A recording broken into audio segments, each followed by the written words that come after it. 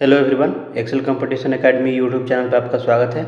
इस वीडियो में हम लोग बीपीएससी टीआरई 1 में जो एग्ज़ाम हुआ था भूगोल का फॉर पीजीटी यानी कक्षा 11 और 12 के लिए इसका कंप्लीट हम सलूशन देखेंगे। इसमें टोटल 120 प्रश्न होंगे, जिसमें से 1 से लेकर के 40 प्रश्न जो हैं वो सामान्य अध्ययन के होंगे। ये सामान्य अध्ययन के जो प्रश्न है 26 अगस्त का 11-12 का जितना भी एग्ज़ाम हुआ था, पेपर हुआ था, उस सब में ये प्रश्न सेम होंगे। और बाकी के जो 41 से लेकर के 120 तक प्रश्न हैं भूगोल के, वो अलग होंगे। जैसे इतिहास का प्रश्न पत्र है तो उसके लिए अलग होगा, बाकी ये वाला इतिहास के लिए भी सेम होगा। तो चलिए शुरू करते हैं इसको। हमारा पहला पार्ट होगा सामान्य अध्ययन का। पार्ट 1 है जनरल स्टडीज़ का। हमारा पहला क्वेश्चन है 3 अंकों की कितनी संख्याएं 5 से विभाज्य हैं। तो 3 अंकों की बोला है, तो 3 अंकों की सबसे छोटी संख्या जो 5 से विभाज्य है वो क्या होती है, वो 100 होती है। और 3 अंकों की सबसे बड़ी संख्या जो 5 से विभाज्य है वो होती है 995। तो आप देखिए, पहला संख्या 100, दूसरा क्या होगा 105, तीसरा 110 और ऐसे ही करके कहाँ तक जाएगा 995 तक जाएगा। तो ये एक समानांतर श्रेणी यानी एपी का बन रहा है ये क्वेश्चन।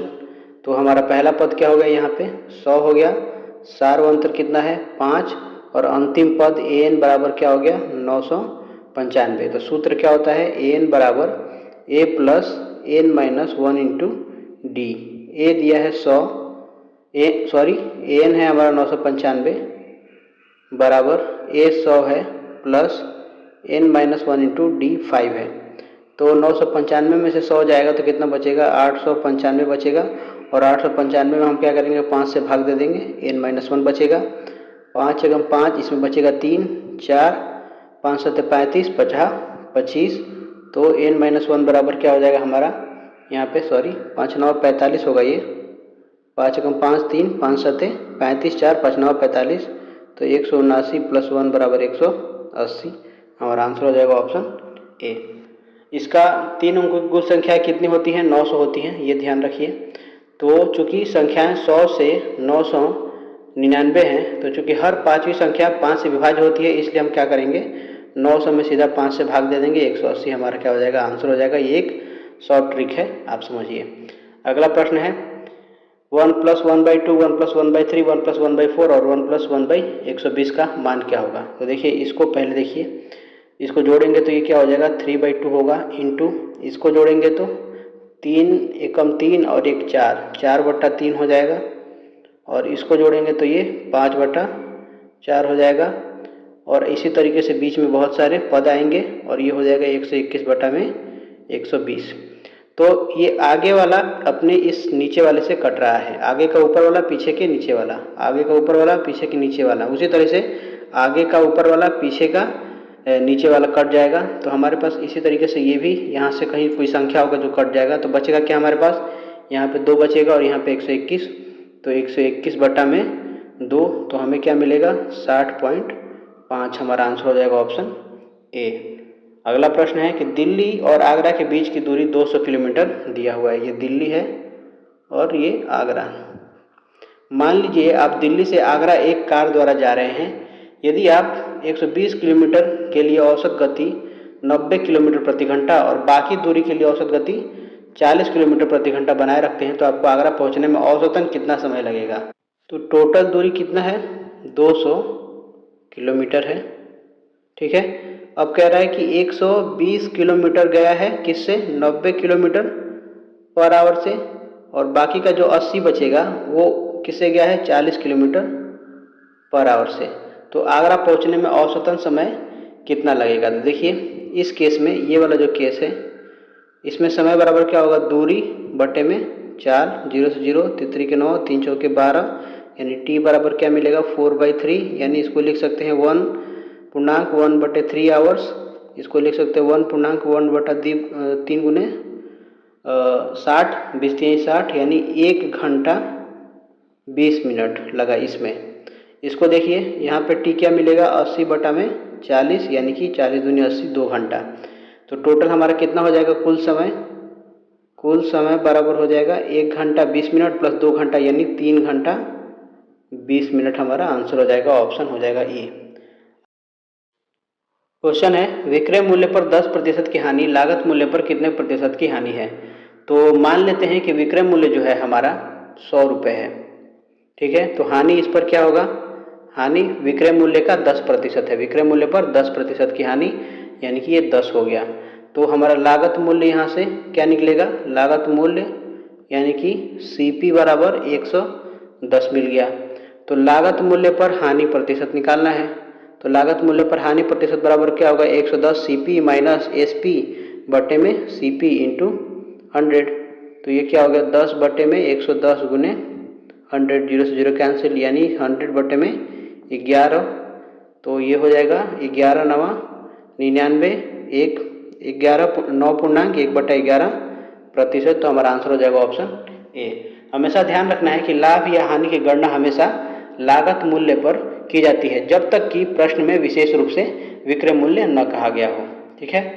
अगला प्रश्न है एक पिज्जा वाला पहले दिन 2/5 पिज्जा, दूसरे दिन 3/4 पिज्जा और तीसरे दिन 9/16 पिज्जाओं का वितरण करता है। यदि प्रत्येक दिन की शुरुआत में उसके पास समान संख्या में पिज्जा थे तो उसने किस दिन सबसे अधिक पिज्जा वितरित किए। तो पहला दिन 2/5 पिज्जा, दूसरा दिन 3/4 और तीसरे दिन 9/16। तो ऐसा करते हैं 5, 4 और 16 का एलसीएम निकाल लेते हैं। तो इसका एलसीएम क्या होगा, 5 गुने 16 यानी कि 80। तो एलसीएम 80 निकल गया, यानी कि मान लेते हैं कुल पिज्जा यदि 80 है तो पहले दिन कितना बाटा होगा, 2/5 गुने 80, 16×5 80 यानी कि 32 पिज्जा। दूसरे दिन 3/4 गुने 80, तो 20×4 80, 20×3 60 पिज्जा और 9 गुने 80 बराबर 9×5 45 हो जाएगा। तो सबसे ज़्यादा पिज्जा किस दिन दिया है, 60 यानी दूसरे दिन। तो हमारा आंसर क्या हो जाएगा, ऑप्शन बी हो जाएगा। अगला प्रश्न है 18 मीटर लंबे एक कमरे में 75 सेंटीमीटर चौड़े गलीचे का उपयोग करके गलीचा बिछाने की लागत जो है 4.5 रुपये प्रति मीटर की दर से 810 रुपये है।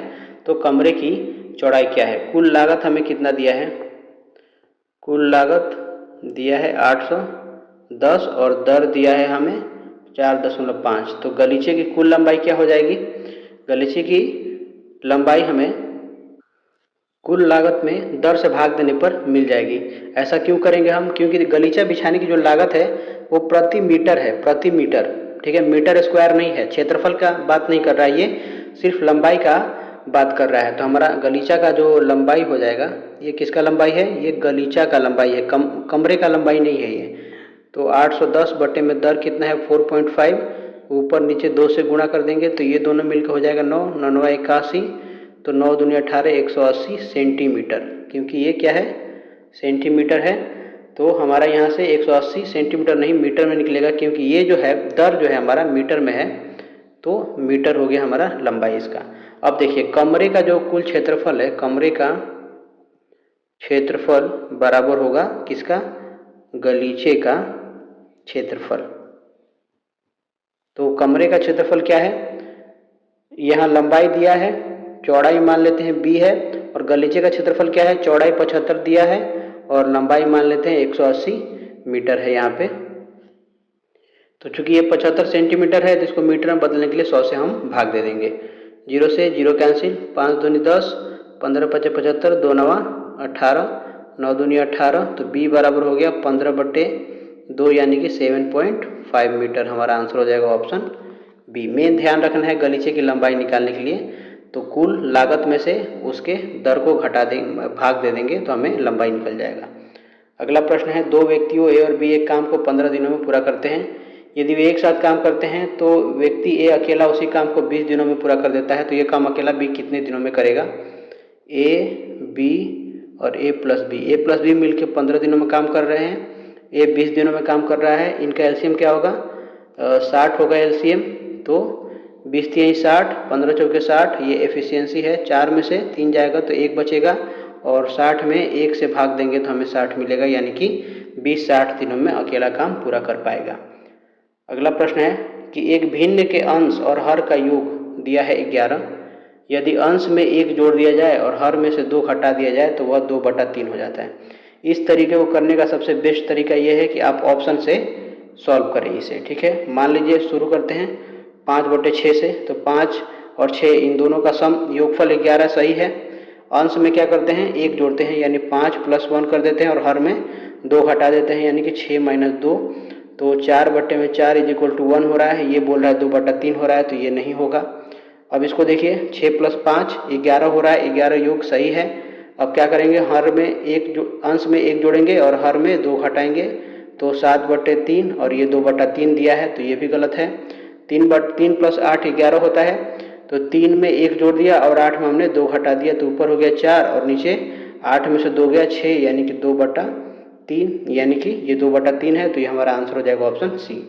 दूसरा तरीका है कि आप बेसिक मेथड से भी बना सकते हैं। हो सकता है ऑप्शन में ये ना हो, आपको कन्फ्यूजन हो, तो मान लेते हैं हमारा भिन्न है x/y। प्रश्न में बोल रहा है कि x + y का जो योगफल है 11 है। अब कह रहा है कि अंश में हमने 1 जोड़ दिया और हर में हमने 2 घटा दिया, तो हमें भिन्न मिल जाता है 2/3। तो यहाँ से 3x + 3 = 2y - 4, तो 3x - 2y = -7 हो जाएगा। इसको लाते हैं यहाँ पे, क्या करते हैं, पहले इसमें 2 से मल्टीप्लाई कर देते हैं, तो ये हो जाएगा 2x + 2y = 22। जोड़ेंगे तो ये एक कट जाएगा, 5x, 22 में से 7 गया तो 15, तो x बराबर हमें मिल गया 3, और इस x का मान इसमें 3 रख देंगे तो y मिल जाएगा हमें 8। तो हमें भिन्न क्या मिल गया, 3/8 हमारा राइट आंसर।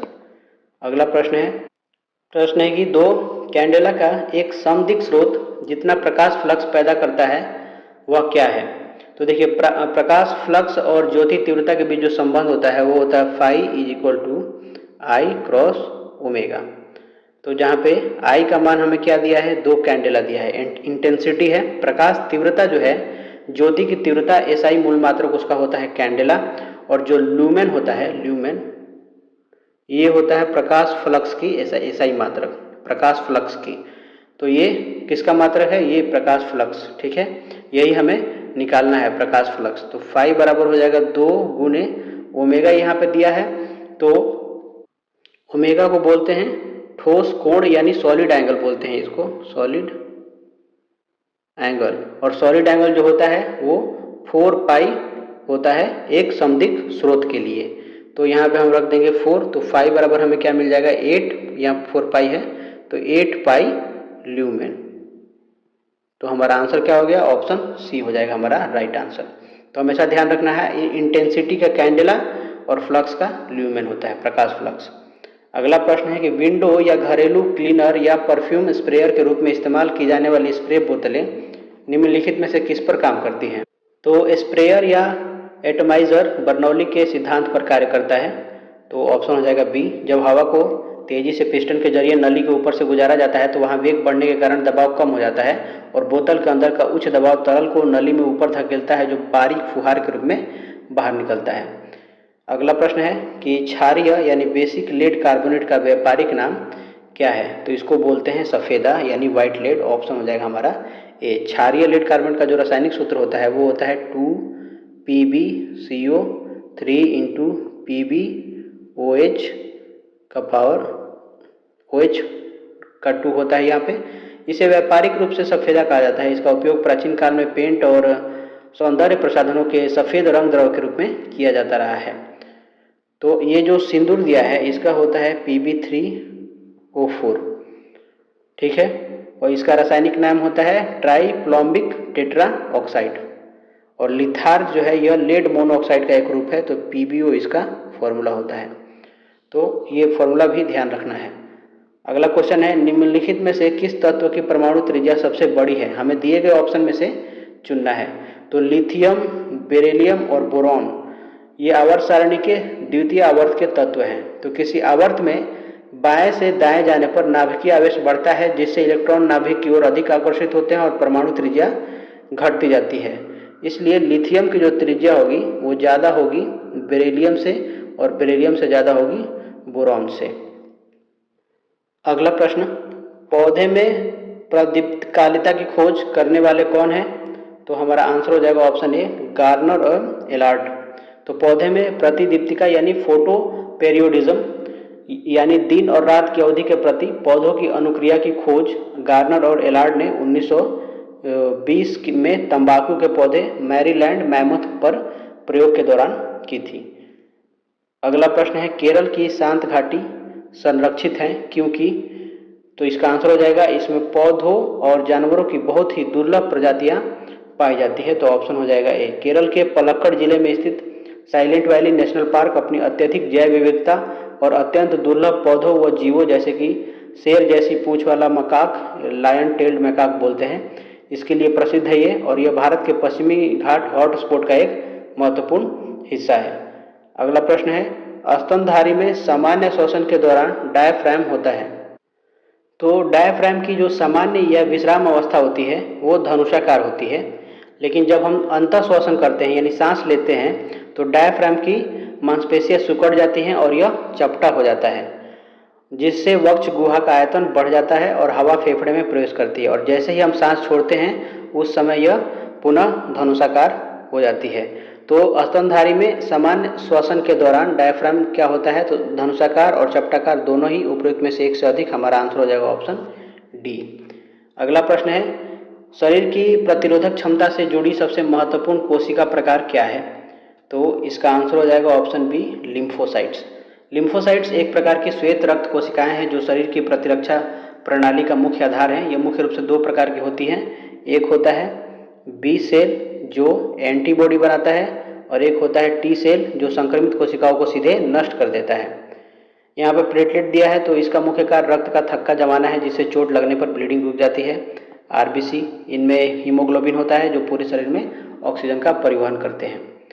अगला प्रश्न है ज्ञान दीपक नामक पुस्तक की रचना किस महान संत ने की थी। तो इसका आंसर होगा ऑप्शन बी दरिया साहेब।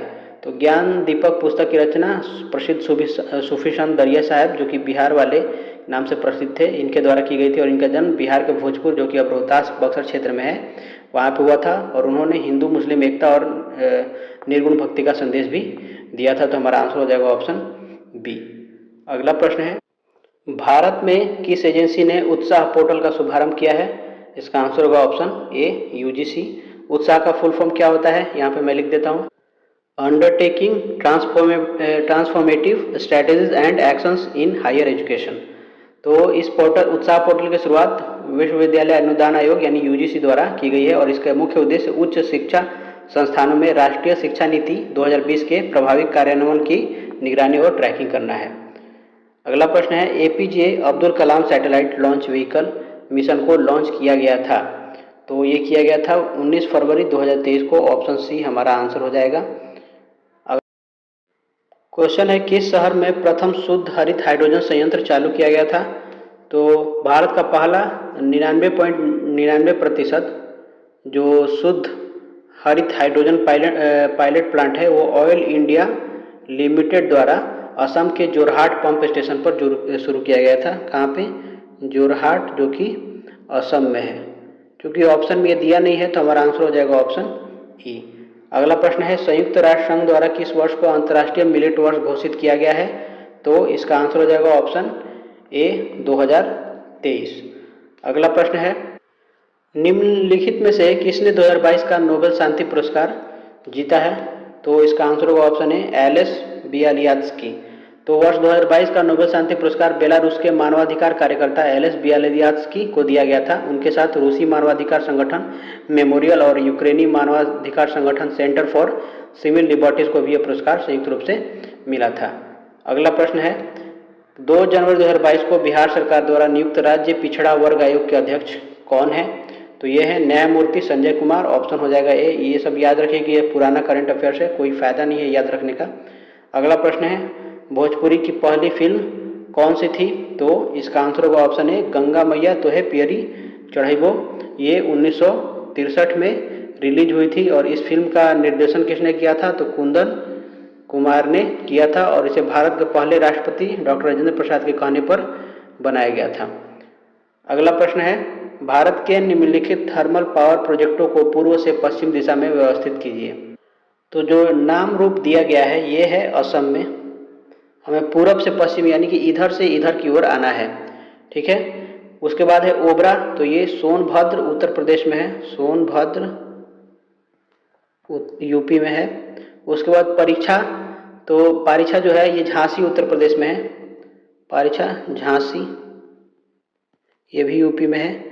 तो ध्यान रखें, पहले सोनभद्र आएगा इधर से जाते समय, उसके बाद झांसी आएगा, उसके बाद है कोटा, तो ये राजस्थान में है, ये और पश्चिम में है राजस्थान। तो हमारा क्रम क्या हो जाएगा? हो जाएगा 2, 3, 4, 1, ऑप्शन हो जाएगा सी। अगला प्रश्न देखिए, त्रिवार्था के अनुसार भारत की जलवायु किस प्रकार की है? तो ग्लेन त्रिवार्था के जलवायु वर्गीकरण के अनुसार भारत का एक बहुत बड़ा हिस्सा उपोष्ण मानसूनी जलवायु यानी AM/AW के अंतर्गत आता है। प्रायद्वीपीय भारत के कुछ हिस्सों में सवाना प्रकार यानी कि AW की जलवायु भी पाई जाती है। तो त्रिवार्था ने कोपेन के वर्गीकरण को संशोधित किया था और इस प्रश्न में भारत की समग्र जलवायु का मुख्य प्रतिनिधित्व उपोष्ण मानसूनी प्रकार करता है। तो हमारा आंसर हो जाएगा ऑप्शन बी। अगला प्रश्न है, हैदराबाद में दक्षिण पश्चिम मानसून की वापसी की सामान्य तिथि क्या है? तो यह है 15 अक्टूबर, ऑप्शन बी हो जाएगा। अगला प्रश्न है कि निम्नलिखित में से किस राज्य में नगरीकरण सर्वाधिक है? तो इसका आंसर होगा ऑप्शन ए, गोवा। बिहार राज्य का जो नगरीकरण था 2011 जनगणना के हिसाब से वो था 11.3%। अगला प्रश्न है, मालनाड क्षेत्र का संबंध निम्नलिखित में से भारत के किस पठार से है? तो मालनाड कर्नाटक के पश्चिमी घाट से सटा एक पहाड़ी और घने जंगलों वाला क्षेत्र है। तो कन्नड़ भाषा में मालनाड का शाब्दिक अर्थ होता है पहाड़ी भूमि। यह मुख्य रूप से कर्नाटक के पठार का हिस्सा है। तो ऑप्शन हो जाएगा हमारा सी। कर्नाटक के पठार को 2 भागों में बांटा जाता है, एक मालनाड पहाड़ी क्षेत्र और एक मैदान अपेक्षाकृत समतल या रोलिंग पठारी क्षेत्र बोल सकते हैं। तो बाबा बुदन की पहाड़ियाँ इसी मालनाड क्षेत्र में स्थित है जो कॉफी उत्पादन के लिए प्रसिद्ध है। अगला प्रश्न है, दक्षिणी प्रायद्वीपीय उच्च भूमि किसका भाग है? तो ये है गोंडवाना लैंड का, ऑप्शन हो जाएगा हमारा ए। तो प्राचीन काल में विशाल महाद्वीप पैंजिया 2 भागों में टूटा था। पैंजिया पहले था सिर्फ एक लैंड, फिर ये 2 भागों में टूटा। अंगारा लैंड, जिसे लॉरेशिया भी बोला जाता है, अंगारा लैंड या फिर लॉरेशिया, और दूसरा एक था गोंडवाना लैंड। दक्षिणी भाग को गोंडवाना लैंड कहा गया, गोंडवाना लैंड। तो भारत का हिमालय क्षेत्र टेथिस सागर के मलबे से बना है, जबकि दक्षिण का पठार शुद्ध रूप से गोंडवाना लैंड की चट्टानों जैसे आग्नेय और कैंद्रीय चट्टानों से बना है। अगला प्रश्न है कि भारत की कुल जनसंख्या के सापेक्ष बिहार की जनसंख्या का प्रतिशत क्या है? तो ये प्रतिशत है 8.58%, ऑप्शन हो जाएगा हमारा ए। तो 2011 की जनगणना के अनुसार भारत की कुल जनसंख्या लगभग 121 करोड़ थी, जिसमें बिहार की कुल जनसंख्या थी 10, 40, 99, 452। तो गणितीय रूप से ये कुल 8.58% के बराबर है। जनसंख्या के मामले में बिहार पूरे देश में तीसरे स्थान पर है, पहले पे यूपी, दूसरे पे महाराष्ट्र। ये 2011 की जनगणना के हिसाब से है। अगला प्रश्न है, निम्नलिखित में से कौन सा जोड़ा बिहार के दक्षिण गंगा क्षेत्र से मेल नहीं खाता है? तो ऑप्शन हो जाएगा सी, पटना वैशाली। तो गंगा नदी बिहार को 2 लगभग बराबर भागों में बांटती है, उत्तरी बिहार और दक्षिणी बिहार। तो पटना गंगा के दक्षिणी तट पर स्थित है, जबकि वैशाली गंगा के उत्तरी तट क्षेत्र पर स्थित है। अतः पटना वैशाली का जो जोड़ा होगा पूरी तरीके से दक्षिण गंगा क्षेत्र में ये नहीं आता है। बाकी पटना, मुंगेर, गया, अरवल ये सभी एक साइड है, पटना गंगा नदी की एक साइड एक तरफ है, और बाकी सब ये दोनों, पटना इधर है, गंगा ऐसे जा रही है और वैशाली इधर है। ठीक है, गंगा नदी बिहार के 12 जिलों से होकर गुजरती है, ये ध्यान रखना है। और सबसे लंबी सीमा पटना जिले से बनाती है, लगभग 99 किलोमीटर। और बिहार में गंगा नदी चौसा, जो कि बक्सर में है, वहाँ से प्रवेश करती है। अगला प्रश्न है, नव भारत का पैगंबर कौन कहलाता है? तो इसका आंसर होगा ऑप्शन ए, राजा राममोहन राय को भारतीय पुनर्जागरण का जनक, नव भारत का पैगंबर, आधुनिक भारत का निर्माता और अतीत और भविष्य के मध्य सेतु कहा जाता है। उन्होंने 1828 में ब्रह्म समाज की स्थापना की थी और सती प्रथा जैसी कुप्रथाओं के उन्मूलन में महत्वपूर्ण भूमिका निभाई थी। इन्हें राजा की उपाधि किसने दी थी? तो मुगल सम्राट अकबर द्वितीय ने दी थी, अकबर द्वितीय। अगला प्रश्न है, बंकिम चंद्र चट्टोपाध्याय के आनंद मठ में किस विद्रोह का उल्लेख है? तो उसमें सन्यासी विद्रोह का उल्लेख है, जो कि 1763 से लेकर के 1800 पर आधारित है। यह विद्रोह बंगाल में अंग्रेजी हुकूमत और उनके द्वारा लगाए गए अकाल करों के खिलाफ सन्यासियों और फकीरों द्वारा किया गया था। अगला प्रश्न है, लंदन में अभिनव भारत का संस्थापक कौन था? तो Vinayak Damodar Savarkar, option A हो जाएगा इसका आंसर। विनायक दामोदर सावरकर ने 1904 में नासिक में अभिनव भारत नामक गुप्त क्रांतिकारी संगठन की स्थापना की थी। बाद में जब वे उच्च शिक्षा के लिए लंदन गए तो उन्होंने वहाँ भी अभिनव भारत की शाखा का विस्तार किया और भारतीय छात्रों को राष्ट्रवाद के लिए प्रेरित किया। क्वेश्चन है, गदर पार्टी की स्थापना कहाँ पर हुई थी? तो इसका आंसर होगा ऑप्शन सी, संयुक्त राज्य अमेरिका के सैन फ्रांसिस्को शहर में हुई थी। और किसने की थी? तो मोहन सिंह भाकना और लाला हरदयाल ने की थी। अगला प्रश्न है कि बिरसा मुंडा द्वारा किसको कमांडर इन चीफ नियुक्त किया गया था? तो इसका आंसर हो जाएगा ऑप्शन बी, गया मुंडा को कमांडर इन चीफ नियुक्त किया गया था बिरसा मुंडा के द्वारा।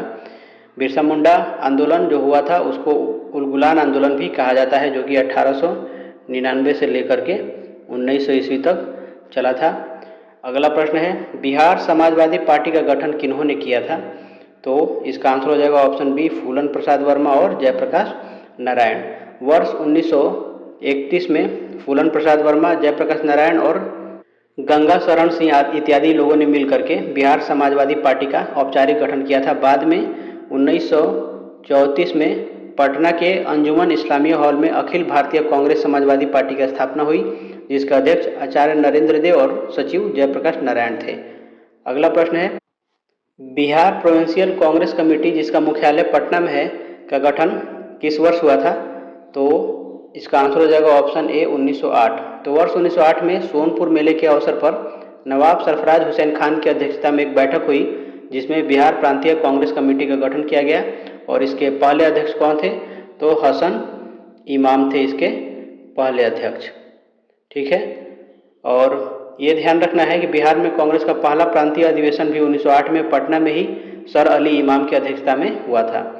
अगला क्वेश्चन है, 1913 में पटना में अनुशीलन समिति की एक शाखा की स्थापना किसने की थी? तो सचिंद्रनाथ सान्याल ने की थी। ऑप्शन सी हो जाएगा। 1913 में पटना में क्रांतिकारी संगठन अनुशीलन समिति की स्थापना की गई थी और इस शाखा का कार्य बिहार के युवाओं में राष्ट्रवाद की भावना और जगाना और उन्हें हथियार चलाना सिखाना था। यहाँ से हमारा पार्ट 2 शुरू होगा, जियोग्राफी भूगोल। पहला प्रश्न है कि भूगोल की किस शाखा का संबंध जनसंख्या, प्रवास और शहरीकरण के अध्ययन से है? तो राइट आंसर हो जाएगा मानव भूगोल। मानव भूगोल विज्ञान की वह प्रमुख शाखा है जो पृथ्वी की सतह और मानव समुदायों के बीच संबंधों का अध्ययन करती है, जैसे कि जनसंख्या भूगोल तथा नगरीय भूगोल इसी के अंतर्गत आते हैं। तो राइट आंसर हो जाएगा ऑप्शन ए, मानव भूगोल। इसके साथ साथ ये भी ध्यान रखना है कि मानव भूगोल के पिता किसे बोलते हैं? तो बोलते हैं फ्रेडरिक रत्जेल को। इन्होंने एक पुस्तक लिखी थी जिसका नाम था एंथ्रोपोजियोग्राफी। ये मानव भूगोल की पहली पुस्तक थी जो रत्जेल के द्वारा लिखी गई थी। बाकी जो ऑप्शन दिया है आर्थिक भूगोल, तो इसके बारे में आपको पता होना चाहिए कि इसमें मानव की आर्थिक गतिविधियों जैसे कि कृषि, उद्योग, व्यापार, परिवहन और संसाधनों के वितरण का अध्ययन किया जाता है। सामाजिक भूगोल में समाज, सामाजिक संरचना, संस्कृति, धर्म, भाषा और सामाजिक कल्याण के स्थानिक आयामों का अध्ययन किया जाता है। तो राइट आंसर ऑप्शन ए हो जाएगा। अगला प्रश्न है, किन चट्टानों में जीवाश्म का निर्माण होता है? तो इसका राइट आंसर हो जाएगा ऑप्शन ए, अवसादी चट्टानों में। इनका निर्माण जो है जल, वायु या बर्फ द्वारा लाए गए अवसादों के परतों में जमा होने से होता है। तो परतों के बीच पेड़ पौधे और जीव जंतु दब जाने से इसमें जीवाश्म पाए जाते हैं। और अवसादी चट्टान का जो उदाहरण है ये भी याद रखना है, जैसे कि बलुआ पत्थर है, फिर चूना पत्थर, और जो कोयला है वो भी अवसादी चट्टान के अंतर्गत ही आता है। दूसरा है आग्नेय चट्टान। तो इनका निर्माण जो है मैग्मा या लावा के ठंडे होकर जमने से होता है। अत्यधिक तापमान के कारण इनमें जीवाश्म नहीं पाए जाते हैं। इसका जो उदाहरण है बेसाल्ट और ग्रेनाइट है। रूपांतरित चट्टान किसको बोलते हैं? तो अत्यधिक ताप एवं दाब के कारण आग्नेय और अवसादी चट्टानों के रूप परिवर्तन से बनती है रूपांतरित चट्टानें, और इस प्रक्रिया में भी जीवाश्म नष्ट हो जाते हैं। और इसका जो उदाहरण है संगमरमर और क्वार्टजाइट। तो राइट आंसर हो जाएगा ऑप्शन ए, अवसादी चट्टानें। अवसादी चट्टानें जो है पृथ्वी के भूपर्पटी के कुल क्षेत्रफल का लगभग 75% भाग ढकती हैं, लेकिन आयतन इनका जो है आयतन में योगदान कितना है? केवल 5% का ही है, ये ध्यान रखना है। और आग्नेय चट्टानों को प्राथमिक चट्टानें भी बोला जाता है। अगला प्रश्न है कि पृथ्वी के आंतरिक भाग में ऊष्मा का प्राथमिक स्रोत क्या है? तो इसका राइट आंसर होगा ऑप्शन ए, रेडियोधर्मिता का क्षय। तो पृथ्वी के आंतरिक भाग में उपस्थित रेडियोधर्म तत्व जैसे कि यूरेनियम 235, थोरियम 232 और पोटेशियम 40 के निरंतर क्षय से भारी मात्रा में ऊष्मा उत्पन्न होती है और यह आंतरिक ऊष्मा का सबसे प्राथमिक और प्रमुख स्रोत है। तो राइट आंसर ऑप्शन ए होगा। दूसरा ऑप्शन दिया है भूतापीय ऊर्जा। तो ये पृथ्वी के भीतर संचित ऊष्मा ऊर्जा का रूप या परिणाम है, न कि स्वयं प्राथमिक स्रोत। ये स्रोत नहीं है, उसका परिणाम है। रेडियोधर्मिता के क्षय के कारण ही भूतापीय ऊर्जा बनती है। टेक्टोनिक प्लेटों की गति के कारण घर्षण। तो यह केवल प्लेट सीमाओं पर स्थानीय स्तर पर ऊष्मा उत्पन्न करते हैं। यह पृथ्वी की कुल आंतरिक ऊष्मा का प्राथमिक स्रोत नहीं है। तो हमारा राइट आंसर इस केस में क्या होगा? ऑप्शन ए होगा। इसके साथ साथ आपको ये याद रखना है कि पृथ्वी की क्रस्ट की ओर जाने पर प्रति 32 मीटर की गहराई पर 1 डिग्री सेल्सियस तापमान बढ़ता है जैसे जैसे आप भीतर जाएंगे। अगला प्रश्न है, क्या होगा यदि पृथ्वी अपने अक्ष पर घूमना बंद कर दे? तो राइट आंसर हो जाएगा ऑप्शन बी, एक तरफ पूरा दिन होगा। तो घूर्णन रुकने पर जो आधा भाग सूर्य के सामने रहेगा वहाँ लगातार दिन और विपरीत भाग में लगातार रात रहेगी। यहाँ पे दिया है कोई मौसम नहीं होगा, तो ये गलत है, क्योंकि मौसम का परिवर्तन पृथ्वी के अपने अक्ष पर झुके होने के और सूर्य के चारों ओर परिक्रमण करने के कारण होता है, न कि केवल घूर्णन करने के कारण।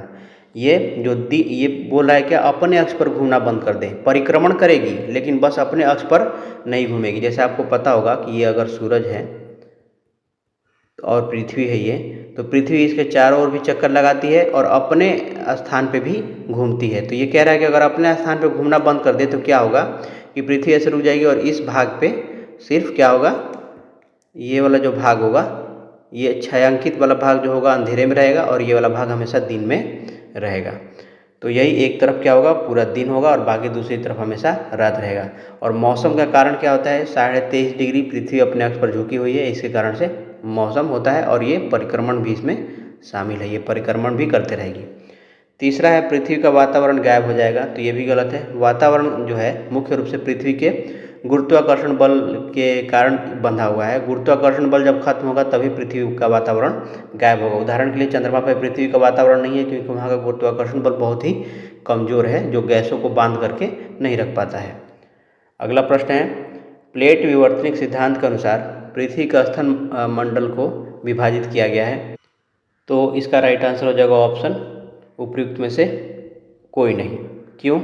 क्योंकि प्लेट विवर्तनिक सिद्धांत के अनुसार पृथ्वी का जो स्थल मंडल है वो 7 मुख्य और कई छोटे छोटे विवर्तनिक प्लेटों में विभाजित किया गया है। चूँकि यह विकल्प में हमें दिया नहीं है, तो राइट आंसर हमारा क्या हो जाएगा? ऑप्शन ई हो जाएगा। यहाँ पे मैं 7 प्लेट के नाम लिख देता हूँ।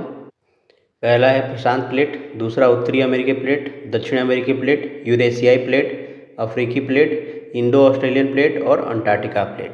इसके अलावा और भी छोटे छोटे प्लेट हैं, जैसे कि नजका प्लेट और भी उसके समान। तो राइट आंसर हमारा ई हो जाएगा। अगला प्रश्न है, निम्नलिखित में से कौन सा क्षेत्र ग्लोब के कार्बन सिंक के रूप में जाना जाता है? तो राइट आंसर हो जाएगा ऑप्शन सी, उष्णकटिबंधीय वर्षावन। तो विशाल वनस्पति और सघन वृक्षों के कारण यह प्रकाश संश्लेषण द्वारा वायुमंडल से भारी मात्रा में CO2 अवशोषित कर कार्बन संचित करते हैं और अमेजन वर्षावन को पृथ्वी का फेफड़ा भी कहा जाता है। इसलिए जो वर्षावन है वो ग्लोब के कार्बन सिंक के रूप में जाना जाता है। अगला प्रश्न है, यांत्रिक अपक्षय में शामिल है। तो यांत्रिक अपक्षय में क्या क्या शामिल है? तो इसमें चट्टानों का भौतिक रूप से छोटे छोटे टुकड़ों में टूटना यांत्रिक अपक्षय में शामिल है। ये प्रक्रिया क्या है? तो यांत्रिक या भौतिक अपक्षय भी बोलते हैं इसको। इसमें रासायनिक संगठन बदले बिना चट्टानें तापांतर, तुषार यानी कि फ्रॉस्ट एक्शन या फिर दाब मुक्ति के कारण से टूटती हैं। इसी को बोलते हैं यांत्रिक अपक्षय। बाकी जो दिया है खनिजों और पानी के बीच रासायनिक प्रतिक्रियाएं, तो ये रासायनिक अपक्षय है, ना कि यांत्रिक अपक्षय।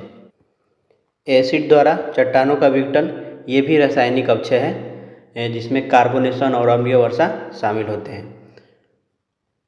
अगला प्रश्न देखते हैं, हवा में उड़ने वाली तलछट और चिकनी मिट्टी के जमाव से बना उपजाऊ मैदान क्या कहलाता है? तो इसको बोलते हैं लोएस। राइट आंसर हो जाएगा ऑप्शन ए। तो पवन द्वारा दूरस्थ क्षेत्रों से उड़ाकर लाई गई बारीक सिल्ट एवं मिट्टी के निक्षेपण से बने समतल एवं उपजाऊ मैदान को बोलते हैं लोएस।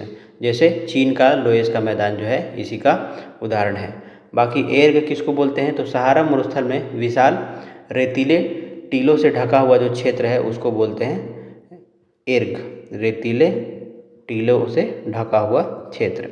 रेत की चादर, तो समतल या लहरदार रेतीली सतह जहाँ टीले नहीं बनती है उसको बोलते हैं। अगला प्रश्न है, चिली और पेरू के तट पर बहने वाली ठंडी धारा का क्या कहलाती है, तो ये हम्बोल्ट की धारा कहलाती है। राइट आंसर हो जाएगा ऑप्शन सी। तो प्रशांत महासागर में दक्षिणी अमेरिका के पेरू और चिली के पश्चिमी तट के सहारे दक्षिण से उत्तर की ओर बहने वाली ठंडी जलधारा है, इसे पेरू की धारा भी कहते हैं। अगुल हास क्या है, तो हिंद महासागर की दक्षिण पश्चिम दिशा में बहने वाली एक गर्म जलधारा है। ठीक है।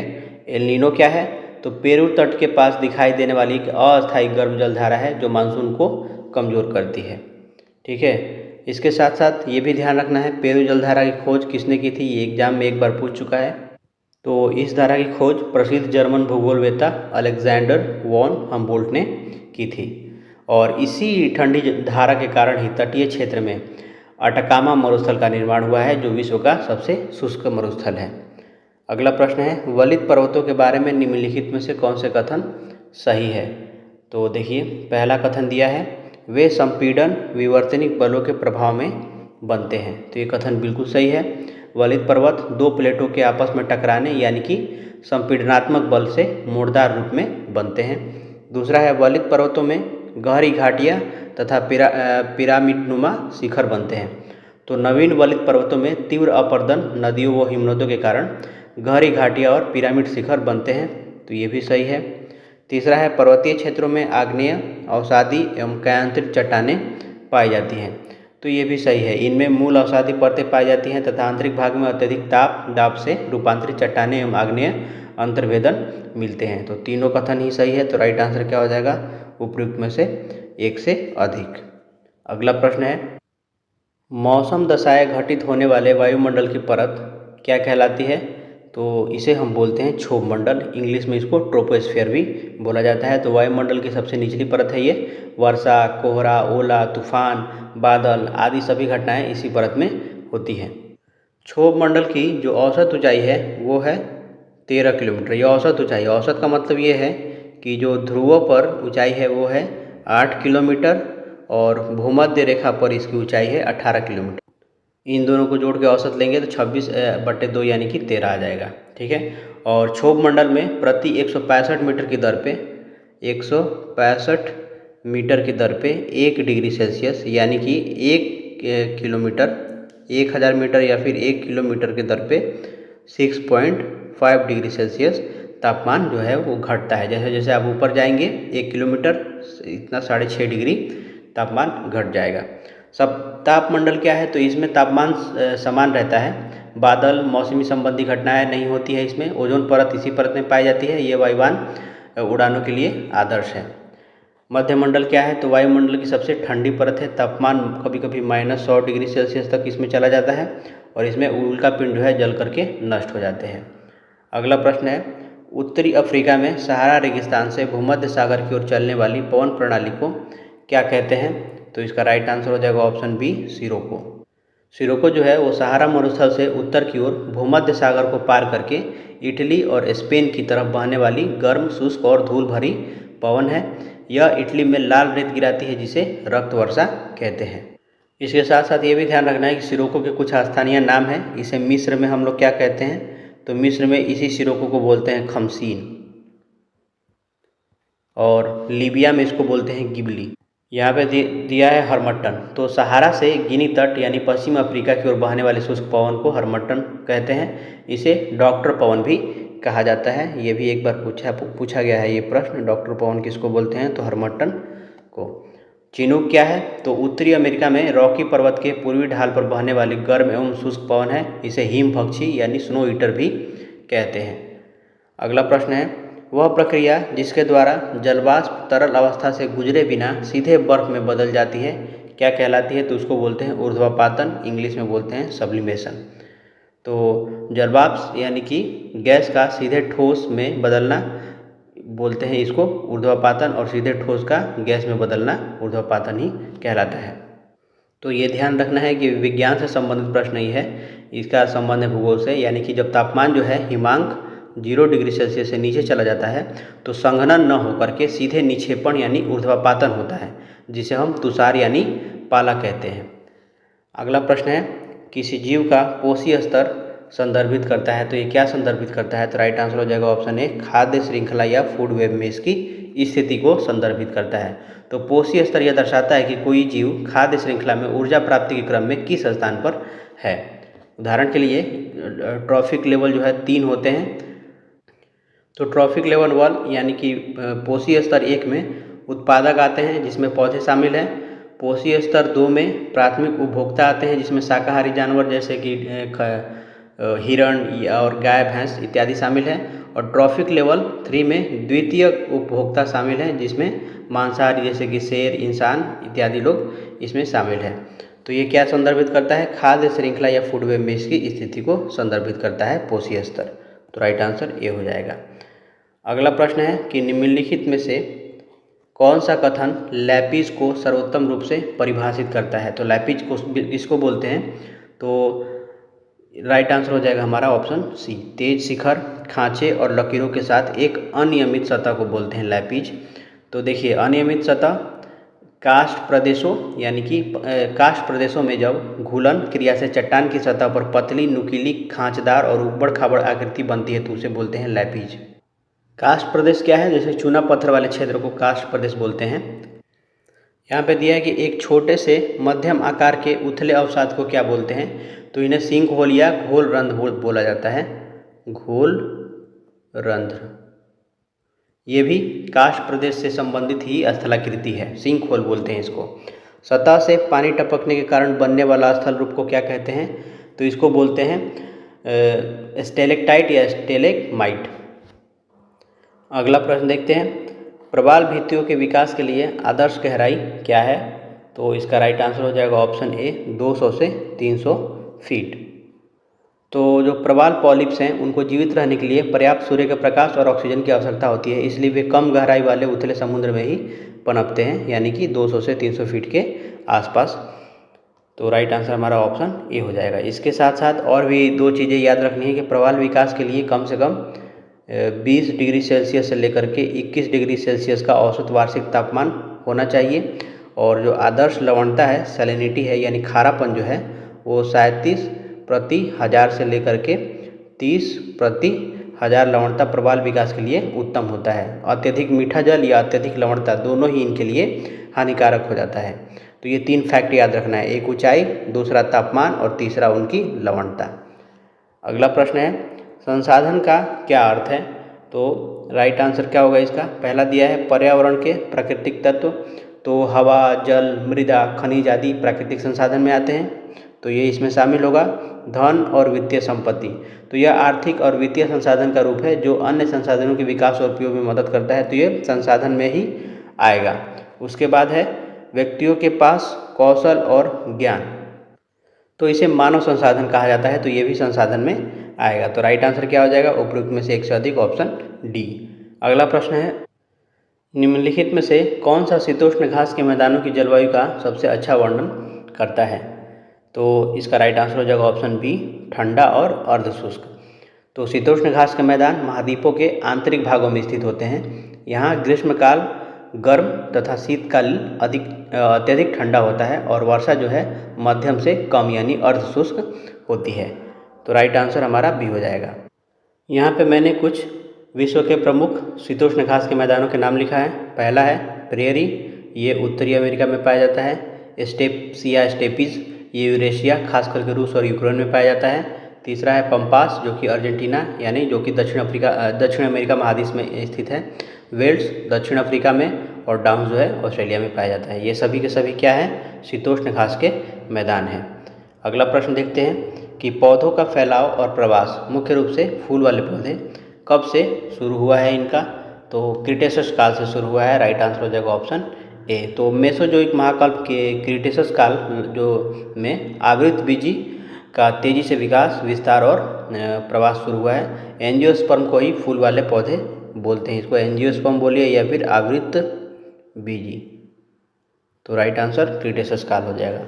जुरासिक काल में क्या हुआ है, तो ये काल मुख्य रूप से डायनासोर के प्रभुत्व और नग्न बीजी यानी जिम्नोस्पर्म जैसे साइकेड और शंकुधारी पौधों के लिए जाना जाता है। तो ये क्या हो जाएगा, नग्न बीजी के लिए, अनावृत बीजी बोल सकते हैं इसको। यहाँ पे दिया है प्लियोसीन काल। तो यह सेनोजोइक महाकल्प का काफ़ी बाद का समय है, जब स्तनधारियों और आधुनिक मानव के पूर्वजों का विकास हुआ। अगला प्रश्न है, निम्नलिखित में से कौन सा ऊर्जा का एक गैर नवीकरणीय स्रोत है। तो राइट आंसर क्या होगा, राइट आंसर हो जाएगा ऑप्शन ए, खनिज।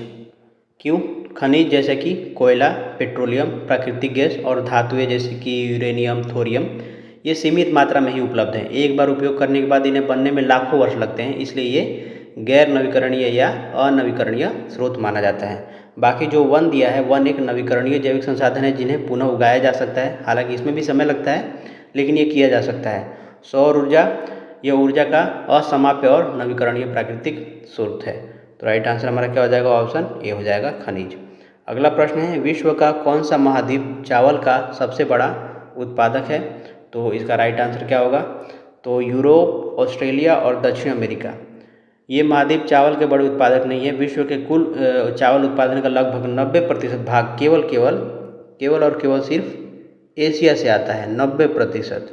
और ये दिया ही नहीं है ऑप्शन में। तो राइट आंसर क्या हो जाएगा, ऑप्शन ई हो जाएगा, उपरोक्त में से कोई नहीं। और एशिया में भी चीन जो है प्रथम स्थान पर है और भारत हमारा दूसरे स्थान पर स्थित है। अगला प्रश्न है, निम्नलिखित में से कौन सा देश विश्व में गेहूं का सबसे बड़ा निर्यातक है। तो वर्तमान में रूस जो है विश्व में गेहूं का सबसे बड़ा निर्यातक है, और जो संयुक्त राज्य अमेरिका है ये गेहूं का बड़ा उत्पादक और निर्यातक है, लेकिन वर्तमान आंकड़ों के अनुसार यह शीर्ष पे नहीं है। क्वेश्चन है कि नदी मुहाना परितंत्र क्या कहलाता है। तो इसका राइट आंसर हो जाएगा ऑप्शन ए, मुहाने। मुहाने का इंग्लिश में जो होता है एस्चुअरीज होता है, एस्चुअरीज, RIES। तो यह जहाँ पे नदी का मीठा जल समुद्र के खारे जल से मिलता है, उस तटीय क्षेत्र को एस्चुअरी या मुहाना परितंत्र कहा जाता है। यह अत्यंत समृद्ध पारिस्थितिकी तंत्र होता है। बाकी जो यहाँ पे लोटिक दिया है, तो लोटिक इकोसिस्टम किसको बोलते हैं, तो बहते हुए जल के पारिस्थितिक तंत्र को लोटिक कहते हैं, जैसे कि नदियाँ, झरने या फिर कोई तालाब। तीसरा है लेंटिक, लोटिक में तालाब नहीं आएगा, इसमें नदी और झरने आएंगे। लेंटिक में आएगा तालाब। स्थिर या ठहरे हुए जल के पारिस्थितिक तंत्र को लेंटिक कहते हैं, और इसके उदाहरण में आता है तालाब और दलदल। तो ये दोनों को भी याद रखना है, एग्जाम में कभी पूछ सकता है। भारत में एस्चुअरी बनाने वाली नदियाँ कौन कौन सी है, तो वह है नर्मदा, ताप्ती, मांडवी और जुआरी नदियाँ। ये बंगाल की खाड़ी में डेल्टा न बना करके अरब सागर में एस्चुअरी बनाती है। एस्चुअरी को हिंदी में ज्वार नदमुख भी बोलते हैं। अगला प्रश्न है, कौन सा पारिस्थितिक चक्र सीधे सूर्य के प्रकाश से संचालित होता है। तो इसमें नाइट्रोजन, फास्फोरस और सल्फर चक्र दिया है। तो राइट आंसर हमारा हो जाएगा ऑप्शन ई, उपयुक्त में से कोई नहीं, क्योंकि ये जो सही उत्तर होगा वो होगा जल चक्र। जल चक्र यहाँ पे नहीं दिया है। यह चक्र सीधे सौर ऊर्जा यानी सूर्य के प्रकाश से वाष्पीकरण द्वारा संचालित होता है, इसलिए राइट आंसर ई हो जाएगा। नाइट्रोजन चक्र जो दिया है यह मुख्य रूप से जीवाणुओं जैसे कि राइजोबियम, एजेटोबैक्टर और नाइट्रीफाइंग बैक्टीरिया द्वारा संचालित होता है। फास्फोरस चक्र किसके द्वारा होता है, तो यह एक अवसादी चक्र है जो चट्टानों के अपक्षय से संचालित होता है। सल्फर चक्र, तो यह भी एक भू रासायनिक अवसादी चक्र है। तो राइट आंसर ई हो जाएगा। अगला प्रश्न है, निम्नलिखित में से कौन सा औद्योगिकरण की प्रमुख विशेषता है। तो इसका राइट आंसर हो जाएगा ऑप्शन ए, शारीरिक श्रम से मशीनीकरण में बदलाव। तो औद्योगिकरण की सबसे मूल विशेषता हस्तशिल्प और मानव या पशु श्रम के स्थान पर शक्ति से चलने वाली मशीनों और कारखानों का उपयोग है। तो राइट आंसर ये होगा। अगला प्रश्न है कि मानव विकास की अवधारणा को किसके द्वारा लोकप्रिय बनाया गया था। तो इसका राइट आंसर क्या होगा, इसका राइट आंसर होगा ऑप्शन सी, अमर्त्य सेन के द्वारा। हालांकि जो मूल विचार या प्रतिपादन था वह महबूब उल हक ने दिया था, परंतु विकल्प के अनुसार जो हमारा होगा राइट आंसर अमर्त्य सेन हो जाएगा। नेक्स्ट क्वेश्चन है कि निम्नलिखित में से कौन सी सतत विकास शब्द की परिभाषा है। तो इसका आंसर होगा ऑप्शन ए, पर्यावरण संरक्षण के साथ आर्थिक विकास को संतुलित करना। तो सतत विकास का अर्थ है वर्तमान पीढ़ी की आवश्यकताओं को पूरा करना बिना भावी पीढ़ियों की आवश्यकताओं से समझौता किए। अगला प्रश्न है, शहरी और ग्रामीण क्षेत्रों को परिभाषित करने का मापदंड क्या है। तो देखिए, पहला दिया है आबादी का आकार। तो भारत में कम से कम 5,000 की जनसंख्या शहरी क्षेत्र का एक मापदंड है, तो यानी कि ये तो इसमें शामिल होगा।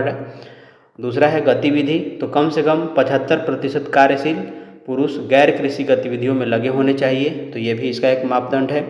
तीसरा है आय, और एक और होता है इसके अलावा जनघनत्व भी आप ध्यान में रख लीजिए। ये चारों के चारों जो है शहरी और ग्रामीण क्षेत्रों को परिभाषित करने का मापदंड है। तो राइट आंसर हो जाएगा उपयुक्त में से एक से अधिक, ऑप्शन डी।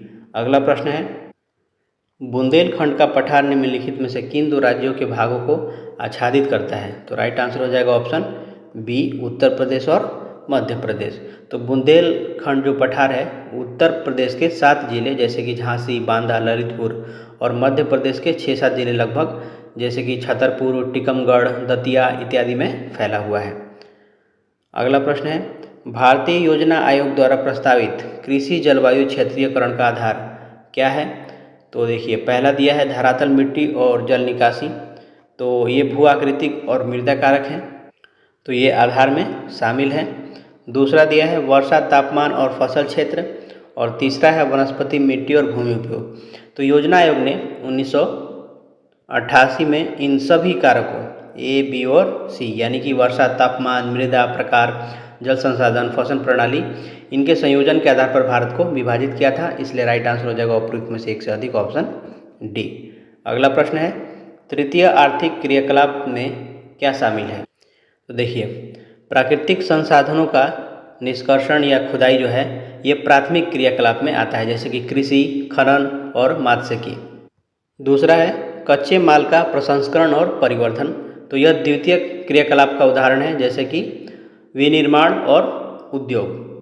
और तीसरा है उपभोक्ताओं को सेवा का प्रावधान। तो यह तृतीय क्रियाकलाप है, जैसे कि व्यापार, परिवहन, संचार, बैंकिंग, शिक्षा, स्वास्थ्य, ये सभी तृतीय क्रियाकलाप में आते हैं। तो राइट आंसर हमारा क्या हो जाएगा, ऑप्शन सी हो जाएगा, तृतीय आर्थिक क्रियाकलाप। अगला प्रश्न है कि उपजाऊ कृषि भूमि वाले क्षेत्रों में प्रायः किस प्रकार की ग्रामीण बस्तियाँ पाई जाती हैं। तो यहाँ पे सघन घरों के साथ गांव पाया जाता है। राइट आंसर हो जाएगा ऑप्शन बी। तो उपजाऊ जरूर मैदानों और पर्याप्त जल की उपलब्धता वाले क्षेत्रों में सुरक्षा, कृषि कार्य और सामाजिक अंतरक्रिया हेतु मकान एक दूसरे के बहुत ही पास यानी कि सघन बने होते हैं। अगला प्रश्न है कि भीड़ भाड़ के कारण शहरी बस्तियों में हो सकते हैं, क्या हो सकते हैं भीड़ भाड़ के कारण। तो देखिए, पहला दिया है सार्वजनिक सेवाओं पर कम दाब। तो ये गलत है, भीड़ भाड़ से सेवाओं पर अत्यधिक दबाव बढ़ता है, न कि कम होता है। जीवन की उन्नत गुणवत्ता, तो ये भी गलत है, भीड़ भाड़, प्रदूषण और झुग्गी झोपड़ियों के कारण जीवन की गुणवत्ता का ह्रास होता है। तीसरा है बेहतर अपशिष्ट प्रबंधन। तो ये भी गलत है, अत्यधिक भीड़ भाड़ से अपशिष्ट या कचरा प्रबंधन की समस्या अत्यधिक गंभीर हो जाती है।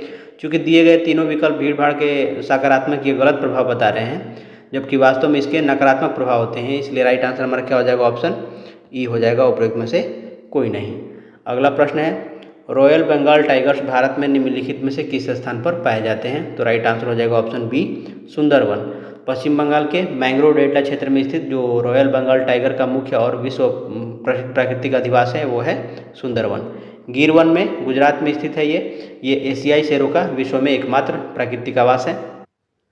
कान्हा टाइगर रिजर्व तो मध्य प्रदेश में स्थित है ये बाघों के लिए प्रसिद्ध है और दुर्लभ बारहसिंगा का भी ये घर है। अगला प्रश्न है, काराकोरम पर्वत श्रृंखला के संदर्भ में निम्नलिखित में से कौन सा कथन सही है। पहला कथन दिया है कि विश्व की दूसरी सबसे ऊंची पर्वत चोटी K2 यानी कि गॉडविन ऑस्टिन इसी पर्वत श्रृंखला से संबंधित है। तो ये बिल्कुल सही है। गॉडविन ऑस्टिन जिसकी ऊंचाई जो है 8,611 मीटर है, भारत की सबसे ऊंची और विश्व की दूसरी सबसे ऊंची चोटी है जो काराकोरम श्रेणी में ही स्थित है। दूसरा है, यह पश्चिम में पामीर नॉट यानी पामीर की गांठ से निकलती है और पूर्व में कैलाश पर्वतमाला तक फैली हुई है। तो ये भी बिल्कुल सही है। यह ट्रांस हिमालय का भाग है जो उत्तर पश्चिम में पामीर की गांठ से शुरू होकर पूरब में कैलाश श्रेणी तक विस्तारित होती है। तीसरा है, सबसे लंबा ग्लेशियर सियाचिन काराकोरम में स्थित है। तो ये भी सही है। भारत का सबसे बड़ा या लंबा हिमनद सियाचिन ग्लेशियर, जिसकी लंबाई जो है 76 किलोमीटर है, तथा बाल्टोरो, बियाफो, हिस्पर, ये सभी ग्लेशियर इसी श्रेणी में स्थित है। तीनों कथन हमारा सही है। राइट आंसर हो जाएगा ऑप्शन डी, उपयुक्त में से एक से अधिक। अगला प्रश्न है कि भारत में निम्नलिखित में से कौन सा राज्य जनसांख्यिकीय संक्रमण के चरण से गुजर रहा है, जिसमें कम प्रजनन क्षमता और कम मृत्यु दर शामिल है। तो देखिए राइट आंसर क्या होगा इसका राइट आंसर होना चाहिए डी, क्योंकि इसमें हरियाणा और पंजाब दोनों ही शामिल है। इसके अलावा केरल, तमिलनाडु भी है। ठीक है, तो इस जनसांख्यिकीय संक्रमण के जो चरण है, तृतीय या अंतिम चरण इसको बोलते हैं, इस चरण में उच्च साक्षरता, शहरीकरण और स्वास्थ्य सेवाओं के कारण जन्म दर कम हो जाती है और मृत्यु दर भी कम हो जाती है। अगला प्रश्न है, तो राइट आंसर हमारा क्या हो जाएगा, ऑप्शन डी हो जाएगा इसका। अगला प्रश्न है कि विश्व संरक्षण दिवस कब मनाया जाता है। तो ये मनाया जाता है 28 जुलाई को। ठीक है, विश्व प्राकृतिक संरक्षण दिवस 28 जुलाई ऑप्शन में नहीं दिया है, तो राइट आंसर हमारा क्या हो जाएगा, उपयुक्त में से कोई नहीं। ये यहाँ पे आप लिख लीजिए 28 जुलाई। बाकी जो 5 जून है ये विश्व पर्यावरण दिवस मनाया जाता है। 3 दिसंबर को अंतर्राष्ट्रीय दिव्यांगजन दिवस मनाया जाता है और 16 सितंबर को अंतर्राष्ट्रीय ओजोन संरक्षण दिवस मनाया जाता है। अगला प्रश्न है, शहरी पर्यावरण का निम्नीकरण मुख्य रूप से किसके द्वारा होता है। पहला दिया है निलंबित कण पदार्थ, तो धूल, धुएं आदि के कण जो वायु को प्रदूषित करते हैं, तो ये शहरी पर्यावरण का निम्नीकरण का एक मुख्य कारण है, तो ये तो शामिल होगा ही। दूसरा है कार्बन डाइऑक्साइड, तो वाहनों और उद्योगों द्वारा उत्सर्जित ग्रीन हाउस गैसें जो शहरी ऊष्माद्वीप यानी अर्बन हीट आइलैंड बनाती हैं, तो ये भी शामिल होगा। तीसरा है वाहन उत्सर्जन यानी व्हीकुलर एमिशंस, तो शहरों में वायु और ध्वनि प्रदूषण का सबसे बड़ा स्रोत है, तो ये भी शामिल होगा। तो उपयुक्त में से एक से अधिक ऑप्शन डी हमारा राइट आंसर हो जाएगा। अगला प्रश्न है, ध्रुवीय क्षेत्र किस अक्षांश तक रहने योग्य है। तो राइट आंसर हो जाएगा ऑप्शन सी 70 डिग्री अक्षांश तक। तो उत्तरी गोलार्ध में लगभग 70 डिग्री अक्षांश तक, जैसे कि उत्तरी कनाडा, नॉर्वे, रूस के उत्तरी तटीय भाग, एस्किमोज और सोमेट्स जैसी जनजातियाँ यहाँ पे निवास करती हैं, तो यहाँ पे ये रहा जा सकता है। राइट आंसर हो जाएगा ऑप्शन सी। अगला प्रश्न है, विश्व में भूमि के कितने भाग पर खेती की जाती है। तो ये 10 से 11% के बीच है। राइट आंसर हो जाएगा ऑप्शन सी हमारा। अगला प्रश्न है कि काकरापार परमाणु ऊर्जा संयंत्र, जिसकी तीसरी इकाई का वाणिज्यिक संचालन दिसंबर 2022 में शुरू हुआ है, भारत के निम्नलिखित राज्यों में से किस में स्थित है। तो ये है काकरापार, गुजरात में, तो ऑप्शन बी हमारा राइट आंसर हो जाएगा। तमिलनाडु में 2 हैं, कुंडलकुलम और कल्पक्कम। कुंडलकुलम जो है वो रूस के सहयोग से निर्मित किया गया था। महाराष्ट्र में तारापुर है, महाराष्ट्र के पालघर जिले में तारापुर परमाणु ऊर्जा संयंत्र स्थित है, जो भारत का पहला परमाणु ऊर्जा स्टेशन है। ये 1969 के आसपास बनाया गया था। इसके अलावा कैगा परमाणु ऊर्जा संयंत्र जो है वो कर्नाटक में है। रावत भाटा परमाणु ऊर्जा संयंत्र राजस्थान के कोटा में स्थित है और नरौरा जो है वो उत्तर प्रदेश के बुलंदशहर में स्थित है। अगला प्रश्न है, रामगढ़ विषधारी, जिसे मई 2022 में बाघ अभयारण्य के रूप में अधिसूचित किया गया था, भारत के निम्नलिखित राज्यों में से किस में स्थित है। तो रामगढ़ विषधारी जो है वो राजस्थान में स्थित है। राइट आंसर हो जाएगा ऑप्शन सी। ये भारत का 52वां और राजस्थान का 4था टाइगर रिजर्व घोषित किया गया था। तो ये फैक्ट याद रखना है। राजस्थान के और भी टाइगर रिजर्व हैं, जैसे कि रणथंभौर, सरिस्का, मुकुंदरा हिल्स और धौलपुर करौली। अगला प्रश्न है, निम्नलिखित में से कौन सी भारत में बॉक्साइट की एक महत्वपूर्ण खदान है। तो बॉक्साइट की महत्वपूर्ण खदान पूछ रहा है। पहला दिया है कोरापुट। कोरापुट कहाँ है, तो उड़ीसा में है। उड़ीसा के कोरापुट जिले, खास करके पंचपतमाली पहाड़ी भारत में बॉक्साइट का सबसे बड़ा उत्पादक क्षेत्र है, तो ये ए शामिल होगा। सुंदरगढ़ दिया है, तो उड़ीसा का सुंदरगढ़ जिला भी बॉक्साइट, खनिज और चूना पत्थर के खनन के लिए प्रसिद्ध है। और खेतड़ी तांबे के खान के लिए प्रसिद्ध है, जो कि राजस्थान के झुंझुनू जिले में स्थित है। तो हमारा राइट आंसर क्या हो जाएगा, ए और बी, कोरापुट और सुंदरगढ़। तो उपयुक्त में से एक से अधिक हमारा राइट आंसर हो जाएगा। अगला प्रश्न है कि भारत में लौह अयस्क खनन के लिए नोवामुंडी और किरीबुरू खदानें प्रसिद्ध हैं। वे निम्नलिखित राज्यों में से किस में स्थित हैं। तो वो स्थित हैं झारखंड में। राइट आंसर हो जाएगा ऑप्शन सी। तो झारखंड के पश्चिम सिंहभूम जिले में स्थित नोवामुंडी और किरीबुरू खदानें प्रसिद्ध लौह अयस्क, खास करके हेमेटाइट के लिए उत्पादक का केंद्र रही है। कर्नाटक के, याद रखना है, यहाँ पे कुद्रेमुख, बाबा बुदन की पहाड़ी और संडूर यानी बेल्लारी लौह अयस्क खनन के लिए प्रसिद्ध है। छत्तीसगढ़ में कौन है, तो यहाँ बैलाडीला भारत में सर्वश्रेष्ठ हेमाटाइट अयस्क यहाँ पे पाया जाता है। और दल्ली राजहरा लौह अयस्क की प्रमुख खदानें जो हैं छत्तीसगढ़ में है। तो छत्तीसगढ़ में बैलाडीला और दल्ली राजहरा, और कर्नाटक में कुद्रेमुख, बाबा बुदन की पहाड़ी और संडूर। अगला क्वेश्चन है, निम्नलिखित में से किस प्रकार के वन पश्चिमी घाट, उत्तर पूर्वी की पहाड़ियों और अंडमान एवं निकोबार द्वीप समूह में भी पाए जाते हैं। तो अत्यधिक वर्षा यानी कि 200 सेंटीमीटर से अधिक और उच्च तापमान वाले क्षेत्र जैसे कि पश्चिमी घाट के पश्चिमी ढाल, उत्तर पूर्वी राज्य जैसे कि असम, मेघालय तथा अंडमान और निकोबार द्वीप समूह में उष्णकटिबंधीय सदाबहार वन पाए जाते हैं।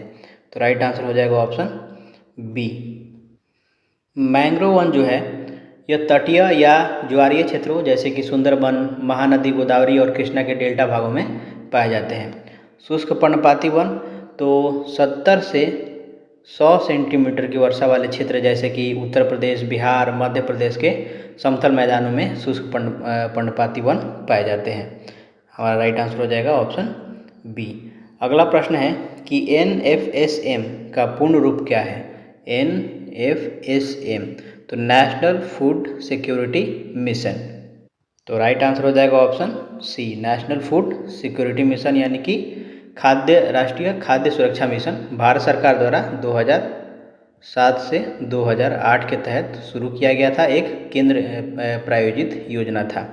इसका उद्देश्य क्या था, तो इसका मुख्य उद्देश्य सतत आधार पर चावल, गेहूं, दाल और मोटे अनाज और वाणिज्यिक फसलों के उत्पादन में वृद्धि करके खाद्य सुरक्षा सुनिश्चित करना था।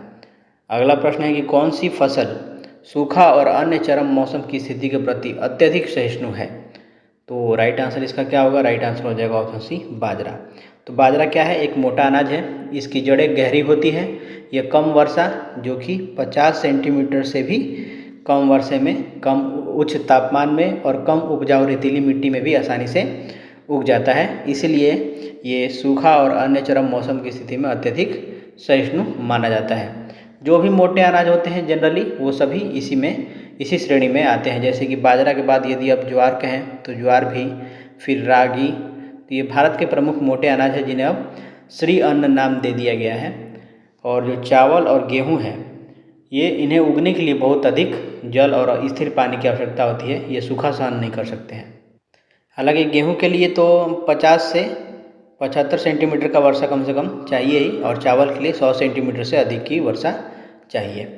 अगला प्रश्न है, किस देश ने 2023 को यूएनओ में अंतर्राष्ट्रीय मोटा अनाज यानी मिलेट्स वर्ष के रूप में मनाने का प्रस्ताव दिया है। तो इसका राइट आंसर क्या होगा, इसका राइट आंसर हो जाएगा ऑप्शन ई। क्योंकि भारत ने ये प्रस्ताव दिया है और 70 से अधिक देशों ने इसका समर्थन भी किया है। चूँकि ब्राज़ील, चीन और यूएसए इसमें नहीं शामिल थे। तो राइट आंसर हमारा ऑप्शन ई हो जाएगा। इसका उद्देश्य क्या था, तो विश्व स्तर पर मोटे अनाजों के स्वास्थ्य लाभ, पोषण सुरक्षा और जलवायु अनुकूलता के प्रति जागरूकता बढ़ाना था। नेक्स्ट क्वेश्चन, उच्चावच जलवायु, वनस्पति, मिट्टी किसके विभाजन के आधार हैं। तो ये प्राकृतिक क्षेत्र के विभाजन के आधार हैं। राइट आंसर हो जाएगा ऑप्शन डी। तो प्राकृतिक प्रदेश वे समरूप क्षेत्र होते हैं जिनका वर्गीकरण मुख्य रूप से प्राकृतिक प्रदत्त घटकों जैसे कि उच्चावच, जिसको इंग्लिश में रिलीफ बोलते हैं, जलवायु, प्राकृतिक वनस्पति और मिट्टी की समरूपता के आधार पर किया जाता है। बाकी जो भौगोलिक क्षेत्र दिया है इसमें प्राकृतिक कारकों के साथ साथ सांस्कृतिक और मानव निर्मित कारक भी शामिल होते हैं। अगला प्रश्न देखिए, शिवालिक पहाड़ियों को निम्नलिखित में से किस राज्य या संघ राज्य क्षेत्र में अबोर के नाम से जाना जाता है। तो राइट आंसर हो जाएगा ऑप्शन सी, अरुणाचल प्रदेश। तो अरुणाचल प्रदेश में शिवालिक श्रेणी को पश्चिम से पूर्व की ओर वहाँ पाई जाने वाली जनजातियों के नाम पर 4 नाम जनरली रखा गया है। मैं उन चारों के नाम लिख देता हूँ। ये नाम है डाफला, मीरी, अबोर, मिसमी। ये पश्चिम से पूर्व की ओर का क्रम है और ये अरुणाचल प्रदेश में पाए जाते हैं। अगला प्रश्न है, इनमें से किसने भूगोल को कालानुक्रमिक विज्ञान के रूप में परिभाषित किया है। तो राइट आंसर हो जाएगा अल्फ्रेड हेटनर, ऑप्शन ए। तो ये एक जर्मन भूगोलवेत्ता थे। इन्होंने भूगोल को क्षेत्रीय वर्णनात्मक विज्ञान तथा पृथ्वी की सतह का समय और स्थान के संदर्भ में अध्ययन करने वाला कालानुक्रमिक और या क्षेत्रीय विज्ञान के रूप में इन्हें माना जाता है। अगला प्रश्न है कि ज्वालामुखी उद्गार का प्रमुख कारण क्या है। तो देखिए पहला दिया है कि गलनांक कम हो जाने के कारण मौसम मैग्मा की उत्पत्ति होती है, तो ये बिल्कुल सही है। दाब घटने या जलवाष्प या गैसों की उपस्थिति से चट्टानों का जो गलनांक है घट जाता है, जिससे मैग्मा बनता है। दूसरा है भूमिगत जल के गर्म होने के कारण गैसों और वाष्प की उत्पत्ति होती है। तो अत्यधिक वाष्प और गैसें भूपर्पट्टी पर दबाव डालती है, जिससे विस्फोट होता है, तो ये भी एक कारण है ज्वालामुखी उद्गार का, तो ये भी शामिल होगा। तीसरा है प्लेट टेक्टोनिक गतियाँ। तो विनाशात्मक और रचनात्मक प्लेट सीमाओं पर ही विश्व का अधिकांश ज्वालामुखी पाए जाते हैं, तो ये भी एक कारण है। तो चूंकि तीनों कारक ज्वालामुखी उद्गार के प्रमुख कारक हैं, इसलिए राइट आंसर हो जाएगा ऑप्शन डी, उपरोक्त में से एक से अधिक। अगला प्रश्न है कार्स्ट स्थलाकृति की विशेषता क्या है? तो राइट आंसर होगा ऑप्शन सी, भूमिगत गुफाएं और डोलामाइन।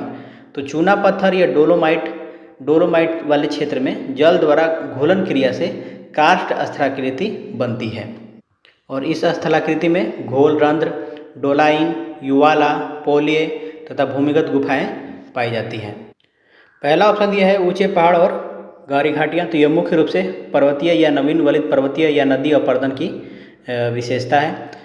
दूसरा है रेत के टीलों के साथ विशाल रेगिस्तान। तो ये शुष्क मरुस्थलीय पवन निर्मित या एओलियन स्थलाकृति का एक उदाहरण है। तो हमें ये याद रखना है, कार्स्ट स्थलाकृति, भूमिगत गुफाएं और डोलाइन। अगला प्रश्न है कि निम्नलिखित पवन प्रणालियों में से कौन सी दबाव प्रतिरूप के मौसमी उत्क्रमण से प्रभावित होती है? तो राइट आंसर इसका हो जाएगा ऑप्शन सी, मानसून। तो मानसून क्या है? तो ये एक सामयिक या मौसमी पवन है जिसमें ऋतु परिवर्तन के साथ पवन की दिशा में पूर्ण उत्क्रमण यानी रिवर्सल हो जाता है, यानी ग्रीष्मकाल में जल से स्थल और शीतकाल में स्थल से जल की ओर हवाओं की दिशाओं में परिवर्तन। तो राइट आंसर हो जाएगा ऑप्शन सी। व्यापारिक हवा क्या है? तो यह अस्थायी या ग्रहीय पवन है जो उपोष्ण उच्च दाब कटिबंध से विषुवत रेखा निम्न दाब की ओर वर्ष भर एक ही दिशा में बहती है। पश्चिमी हवा क्या है? तो यह भी अस्थायी पवन है जो उपोष्ण उच्च दाब से उपध्रुवीय निम्न दाब की ओर बहती है। अगला प्रश्न है दोनों गोलार्ध में लगभग 60 डिग्री अक्षांश पर स्थित निम्न दाब की पेटी क्या कहलाती है? तो इसका राइट आंसर हो जाएगा ऑप्शन बी, उपध्रुवीय निम्न दबाव पेटी। तो दोनों गोलार्धों में 60 डिग्री से लेकर के 65 डिग्री अक्षांशों के बीच स्थित गतिजन्य निम्न वायुदाब पेटी जो पृथ्वी घूर्णन के कारण बनती है, उसे उपध्रुवीय निम्न दबाव पेटी कहा जाता है। इंटर ट्रॉपिकल कन्वर्जेंस जोन या अभिसरण क्षेत्र, इसको ITCZ बोलते हैं। तो भूमध्य रेखा खास करके 0 डिग्री से 5 डिग्री नॉर्थ और साउथ में, दोनों में 0 डिग्री से 5 डिग्री नॉर्थ और 0 डिग्री से 5 डिग्री साउथ पर स्थित निम्न दाब का क्षेत्र जहां व्यापारिक पवनें मिलती हैं, इसे डोलड्रम भी कहते हैं। ये ध्यान रखना है, डोलड्रम। ध्रुवीय वाताग्र यानी पोलर फ्रंट, तो यह सीमा क्षेत्र जहां गर्म उपोष्ण पवनें और ठंडी ध्रुवीय पवनें आपस में मिलती हैं, उस सीमा क्षेत्र को ध्रुवीय वाताग्र कहते हैं। जैसे कि शीतोष्ण कटिबंधीय चक्रवात का क्षेत्र यही ध्रुवीय वाताग्र का कारण से होता है। अगला प्रश्न है कि पर्वतीय वर्षा का कारण क्या होता है? तो राइट आंसर हो जाएगा ऑप्शन सी, पर्वतों या पहाड़ियों द्वारा वायु का ऊपर उठना। तो जब आर्द्र वायु के मार्ग में कोई पर्वत या पहाड़ी आती है तो वायु विवश होकर ढाल के सहारे ऊपर उठती है, ठंडी होती है और संघनित होकर के पर्वतीय वर्षा करती है। जैसे कि यदि ये कोई पहाड़ी है और इधर से हवा आ रही है और इसमें मान लेते हैं नमी, अच्छी खासी नमी है इसके पास, तो ये हवा इसे टकरा के ऊपर की ओर ऐसे उठेगी और जैसे जैसे उठेगी इसके तापमान में ह्रास होगा, संघनन की प्रक्रिया होगी और यहाँ पे रेनफॉल यानी कि वर्षा शुरू हो जाएगा। और जब ये उतरेगी नीचे की ओर तो चूँकि वर्षा हो चुकी है यानी कि ये अब हवा क्या हो है, शुष्क हो चुकी है, सूख गई है, इसमें नमी की मात्रा बिल्कुल भी नहीं है, तो ये वाला जो क्षेत्र है ये सूखा ग्रस्त होता है। तो ये ध्यान रखना है। इसी को पर्वतीय वर्षा ओरोग्राफिक रेनफॉल भी कहा जाता है। ओरोग्राफिक रेनफॉल एग्जाम में कभी यही टर्म डायरेक्ट पूछ सकता है, ओरोग्राफिक रेनफॉल क्या है। बाकी दिया है वायु वाताग्र का ऊपर उठना, तो इसे चक्रवातीय या वाताग्र वर्षा होती है, पर्वतीय वर्षा नहीं होती है। वातावरण में संवहन क्रिया, तो अत्यधिक ताप के कारण धरातल गर्म होकर वायु ऊपर उठती है जिससे संवहनीय वर्षा होती है, तो ये पर्वतीय वर्षा का कारण नहीं है। ये वाला जो एरिया है इसको बोलते हैं वृष्टि छाया क्षेत्र।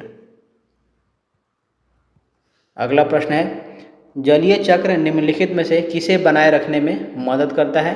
तो राइट आंसर क्या होगा इसका? पहला दिया है वैश्विक तापमान संतुलन। तो वाष्पीकरण यानी कि ऊष्मा अवशोषण और संघनन यानी कि गुप्त ऊष्मा की मुक्ति से पृथ्वी का जो ऊष्मा बजट है वो संतुलित रहता है। तो बिल्कुल ये जलीय चक्र को बनाए रखने में मदद करता है। दूसरा है वायुमंडलीय दबाव संतुलन। तो जलवाष्प की मात्रा से वायु का घनत्व और दबाव नियंत्रित होता है, तो ये भी जलीय चक्र में संतुलन बनाए रखता है। महासागर लवणता संतुलन। तो नदियों द्वारा समुद्र में मीठे जल के आने और वाष्पीकरण की निरंतरता से महासागरीय लवणता का जो संतुलन है वो बना रहता है, तो ये भी शामिल होगा। तो राइट आंसर हो जाएगा ऑप्शन डी, उपयुक्त में से एक से अधिक। अगला प्रश्न है, पूरे विश्व के महासागरों में फैली हुई समुद्र के भीतर पानी के नीचे की पर्वत श्रृंखलाएं कहलाती हैं। क्या कहलाती हैं ये? पहला दिया है खाइयाँ यानी कि ट्रेंचेस इंग्लिश में बोलते हैं। तो महासागरों के सबसे गहरे गर्त उदाहरण मरियाना ट्रेंच जो है वो इसका उदाहरण है। तो ये गर्त कहते हैं, ये हमारी फैली हुई समुद्र के भीतर नीचे की पर्वत श्रृंखला नहीं है।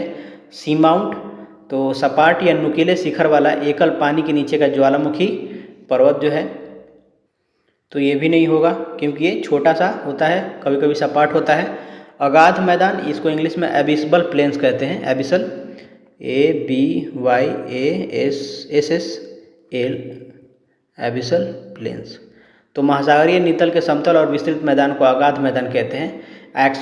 जो असली आंसर होगा वो होगा मध्य महासागरीय कटक। तो महासागरों के बीच स्थित विशाल जलमग्न पर्वत श्रृंखला को मध्य महासागरीय कटक बोलते हैं। चूँकि यह विकल्प हमें दिया नहीं है, तो राइट आंसर क्या होगा? उपयुक्त में से कोई नहीं, ऑप्शन ई हो जाएगा। अगला प्रश्न है कि कोरियोलिस प्रभाव महासागरीय धाराओं को कैसे प्रभावित करता है? पहला दिया है उनकी गति बढ़ा के, तो ये गलत है। कोरियोलिस प्रभाव जो है यह गति नहीं बल्कि दिशा बदलता है, तो ये गलत हो जाएगा। उन्हें एक सीधी रेखा में चलने के लिए प्रेरित करके, तो ये भी गलत है। यह सीधी रेखा के बजाय धाराओं को मोड़ता है। देखिए पहला में क्या गति ना बढ़ा के दिशा के बारे में है ये, और ये सीधी ना होकर के डिफ्लेक्ट करता है, मोड़ने का काम करता है। विक्षोभ और भंवर पैदा करके, तो ये भी नहीं होगा क्योंकि यह स्थानीय कारकों से होता है विक्षोभ और भंवर। कोरियोलिस का मूल कार्य दिशा परिवर्तन है। तो पृथ्वी के घूर्णन के कारण उत्पन्न कोरियोलिस बल फेरेल के नियमानुसार महासागरीय धाराओं को उत्तरी गोलार्ध में दाहिनी ओर और दक्षिणी गोलार्ध में बाईं ओर मोड़ देता है। चूँकि दिए गए विकल्प में से यह दिशात्मक विक्षेपण नहीं दर्शाया गया है, तो राइट आंसर हमारा क्या हो जाएगा? ऑप्शन ई हो जाएगा। इसको समझने के लिए आप ऐसे देख सकते हैं, मान लीजिए ये पृथ्वी है और ये भूमध्य रेखा है। तो मान लेते हैं यहाँ से एक सागर जो लहर है, महासागरीय धारा है, यहाँ से चल रही है। तो कोरियोलिस बल के कारण जो फेरल का नियम कहता है वो उत्तरी, ये क्या है? उत्तरी गोलार्ध है, नॉर्दर्न स्फीयर, ये है साउदर्न स्फीयर। तो उत्तरी गोलार्ध में क्या होगा? अपने दाईं ओर घूम जाती है, यानी सीधी ना जाके ये ऐसे मुड़ जाएगी, ठीक है। और उसी तरीके से मान लेते हैं कोई महासागरीय धारा ऐसे आ रही है भूमध्य रेखा से इस दक्षिणी ध्रुव की ओर, तो वो फेरेल के नियम के अनुसार दक्षिणी गोलार्ध में वो बाईं ओर यानी कि ऐसे इस तरीके से मुड़ जाएगी, बाईं ओर मुड़ जाएगी, ठीक है। तो ये फैक्ट याद रखना है। अगला प्रश्न है कि ऊर्जा उत्पादन के लिए जीवाश्म ईंधन को जलाने से क्या होता है? तो पहला दिया है ग्रीन हाउस गैस उत्सर्जन में वृद्धि होती है। तो कोयला पेट्रोल जलाने से CO2 CH4 मीथेन बोलते हैं इसको, N2O जैसी गैसें निकलती है और ये ग्रीन हाउस गैसें हैं, तो ये ग्रीन हाउस गैस उत्सर्जन में वृद्धि करती हैं। तो एक कारण तो हो गया ये। दूसरा है ओजोन परत का क्षरण होता है।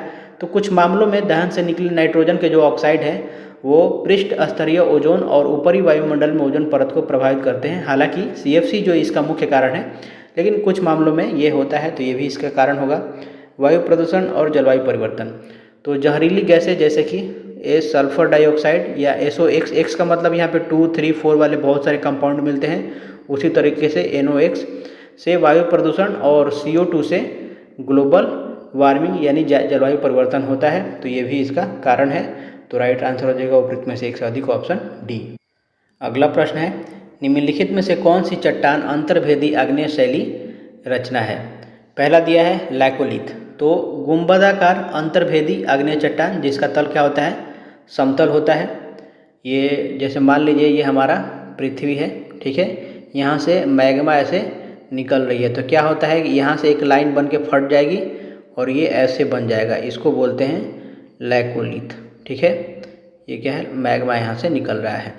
फिर बैथोलिथ, तो मैग्मा का विशाल और गहरा गुंबदाकार जमाव, ये आग्नेय चट्टान का सबसे बड़ा पिंड होता है। तो मान लेते ये जहाँ से निकल रहा है वहीं पे बड़ा सा एक ऐसा जम के बन जाएगा इसके भीतर ही, तो ये हो जाएगा बैथोलिथ। ये हो गया लैकोलिथ और ये हो जाएगा बैथोलिथ। फिर डाइक है, तो जब मैग्मा दरारों में धरातल से लंबवत रूप में जमता है, तो जैसे मान लीजिए यहाँ पे ऐसे निकल रहा है और ऐसे आके ये जम गया ऐसे, ठीक है, लंबवत में, तो इसको बोलते हैं डाइक। ठीक है, इसके साथ साथ फैकोलिथ याद रखना है, अपनति और अभिनति की मोड़ों में जमा जगमा, यानी कि यहाँ से अगर कोई थोड़ा सा लाइन फट के मैग्मा निकलेगा और ये ऐसे अगर जमा हो गया लहरदार में, तो इसको बोलते हैं फैकोलिथ। फैकोलिथ लहरदार संरचना होती है। एक होता है सील, तो जब मैग्मा क्षैतिज परतों के बीच जमता है, जैसे कि यहाँ से अगर निकले सपोज यहाँ से और ये ऐसे जम जाए ऐसे, तो इसको बोलते हैं सील। तो क्षैतिज वाला सील, ऊर्ध्वाधर वाला डाइक, छोटा वाला लैकोलिथ, बड़ा वाला बैथोलिथ, और लहरदार हो तो फैकोलिथ। तो बोल रहा है कि अंतर्भेदी आग्नेय शैल रचना है, तो इसमें से राइट आंसर हो जाएगा उपरोक्त में से एक से अधिक, ऑप्शन हमारा हो जाएगा डी। अगला प्रश्न है, भारत की वन सर्वेक्षण रिपोर्ट 2021 के अनुसार भारत में वनावरण का प्रतिशत क्या है? तो राइट आंसर क्या होगा? राइट आंसर हो जाएगा ऑप्शन ई, उपयुक्त में से कोई नहीं। जो वनावरण का प्रतिशत है वो है लगभग कुल वन आवरण पूछ रहा है, तो वनावरण है 21.71%, और ट्री कवर यानी वृक्षावरण है 2.91%, और इन दोनों को जोड़ेंगे तो कुल वन एवं वृक्षावरण मिलके हो जाएगा 24.62%। तो राइट आंसर हमारा, चाहे तो आप बी को भी टिक कर सकते हैं, लेकिन एग्जैक्टली इतना होना चाहिए, तो ऑप्शन ही हमारा हो जाएगा। हालांकि ये चेंज होते रहता है, 2021 के बाद 2023 ऐसे करके आप चेक कीजिए इंटरनेट पे। अगला प्रश्न है, वन क्या है? तो राइट आंसर हो जाएगा ऑप्शन बी, वनस्पति समुदाय को वन बोलते हैं। तो वन मुख्य रूप से वृक्षों, झाड़ियों और प्राकृतिक वनस्पतियों का एक विशाल स्वनिर्मित समुदाय होता है। जैविक समुदाय क्या है? तो इसमें केवल जीव जंतु और सूक्ष्म जीव आते हैं। पारिस्थितिकी क्या है? तो यह अध्ययन का विज्ञान है, न कि कोई संरचना है, इसलिए राइट आंसर हमारा हो जाएगा ऑप्शन बी। और वन अनुसंधान संस्थान कहाँ है? तो ये देहरादून में है, देहरादून उत्तराखंड में है। और भारतीय वन सर्वेक्षण ये भी देहरादून में है, जो कि प्रत्येक 2 वर्ष में भारत वन स्थिति रिपोर्ट यानी कि ISFR India state forest report. अगला प्रश्न है, किसी प्रजाति के विलुप्त होने का प्रमुख कारण क्या है? तो राइट आंसर होगा प्राकृतिक आवास का विनाश, ऑप्शन सी। तो वनों की कटाई, शहरीकरण और औद्योगिकरण के कारण जीवों के प्राकृतिक आवास नष्ट हो जाना विश्व स्तर पर जैव विविधता का ह्रास और प्रजातियों के विलुप्त होने का सबसे मुख्य कारण है। जंगल की आग जो दिया है यह स्थानिक और सामयिक क्षति पहुंचाती है, इससे कोई प्रजाति विलुप्त नहीं होती है, कुछ नाश होता है लेकिन हमेशा के लिए विलुप्त नहीं होती है। शिकार से भी कुछ विशेष प्रजातियों को प्रभावित करता है, इससे प्रजाति विलुप्त नहीं होती है। अगला प्रश्न है, मैंग्रोव वन पाए जाते हैं, तो ये ज्वार नदमुख में पाए जाते हैं, राइट आंसर हो जाएगा ऑप्शन सी। तो मैंग्रोव वन लवण मृदोद्भिद जो है वो तटीय ज्वारीय क्षेत्रों, दलदलों और नदियों के ज्वार नदमुख तथा डेल्टा भागों में पाए जाते हैं। हालांकि ऑप्शन में डेल्टा नहीं दिया है, रहता तो उसको भी हम चुनते, ज्वार नदमुख और डेल्टा। यहाँ पे खारा और मीठा जल मिलता है इसके कारण से। बाकी दिया है पहाड़ी क्षेत्रों में, तो यहाँ शंकुधारी या पर्वतीय वन पाए जाते हैं, शंकुधारी या फिर पर्वतीय वन। लैटेराइट मिट्टी में तो यहाँ मुख्यतः झाड़ियाँ, चाय, काजू, कॉफ़ी या शुष्क पर्णपाती वनस्पति मिलती है। तो ये फैक्ट याद रखना है, मैंग्रोव वन ज्वार नदमुख और डेल्टा में पाए जाते हैं। अगला प्रश्न है, 0 डिग्री अक्षांश और 0 डिग्री देशांतर कहाँ पे स्थित है?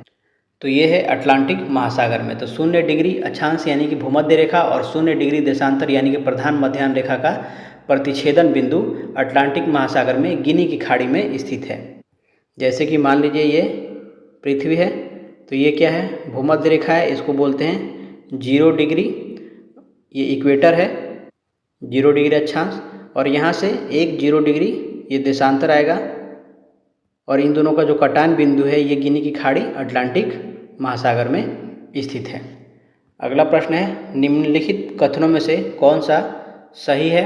तो राइट आंसर क्या होगा? पहला दिया है कि पृथ्वी का आंतरिक कोर लोहे और निकल से बना है, तो ये कथन बिल्कुल सही है। पृथ्वी की सबसे आंतरिक परत जो है वो नीफे से बनी है, निकेल और फेरस यानी कि आयरन से बना हुआ है। पृथ्वी का आंतरिक कोर जो है वो ठोस अवस्था में है, तो बिल्कुल ये भी सही है। अत्यधिक दबाव के कारण आंतरिक कोर अत्यधिक उच्च तापमान के बावजूद ठोस अवस्था में है, जबकि उसके बाहरी वाला जो कोर है वो तरल अवस्था में है। तीसरा है, पृथ्वी के भीतरी भाग में बाहरी भाग की तुलना में अधिक गहराई है, तो ये कथन भी गहराई और परतों की संरचना के संदर्भ में सही है। तो राइट आंसर क्या हो जाएगा? उपयुक्त में से एक से अधिक, ऑप्शन डी हो जाएगा। अगला प्रश्न, पृथ्वी पर निम्नलिखित में से कौन सी आकृति विवर्तनिक गति से बनी है?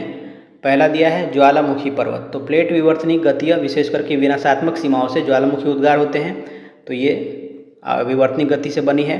भ्रंश या वलन, तो प्लेटों के संपीड़न से वलन जैसे कि हिमालय पर्वत और तनाव से भ्रंश घाटी बनते हैं, तो ये भी विवर्तनिक गति से बना है। खाई यानी ट्रेंचेस, तो महासागरीय प्लेटों के अभिसरण से महासागरीय गर्त या खाइयाँ बनती है, तो ये भी विवर्तनिक गति का उदाहरण है। तो राइट आंसर हो जाएगा उपयुक्त में से एक से अधिक, ऑप्शन डी। अगला प्रश्न है कि पारिस्थितिक आला यानी कि नीच क्या संदर्भित करता है? इसको नीच भी बोलते हैं, NICHE। तो ये क्या संदर्भित करता है? तो ये पारिस्थितिकी तंत्र में एक जीव की कार्यात्मक भूमिका को संदर्भित करता है। तो पारिस्थितिकी आला जो है, नीच है, ये किसी प्रजाति के रहने के स्थान के साथ साथ पारिस्थितिकी तंत्र में उसकी भौतिक, जैविक और कार्यात्मक भूमिका को दर्शाता है। अगला प्रश्न है कि ऊर्जा जो वातावरण से परावर्तित होती है वो वातावरण को गर्म नहीं करती है, तो राइट आंसर ऑप्शन ए हो जाएगा। तो जो सौर ऊर्जा लघु तरंगों के रूप में आती है और बिना अवशोषित हुए सीधे अंतरिक्ष में परावर्तित हो जाती है, तो वह वायुमंडल को गर्म नहीं करती है। तो जब आएगी ही नहीं तो वायुमंडल को गर्म कैसे करेगी? दूसरा है, आने वाली ऊर्जा की तुलना में एक अलग तरंगदैर्ध्य वाली है, गलत है ये कथन। पार्थिव विकिरण के लिए सत्य है, परावर्तित ऊर्जा के लिए नहीं है। अवशोषण द्वारा वातावरण को गर्म करती है, तो गलत है। अवशोषित ऊर्जा वायुमंडल को गर्म करती है, परावर्तित ऊर्जा नहीं करती है। परावर्तित होगी तो अवशोषण कैसे होगा उसमें? अगला प्रश्न है, किसी सतह के अल्बिडो का अर्थ क्या है? तो राइट आंसर हो जाएगा ऑप्शन सी। सौर विकिरण को परावर्तित करने की उसकी क्षमता को बोलते हैं अल्बिडो, इंग्लिश में ALBEDO।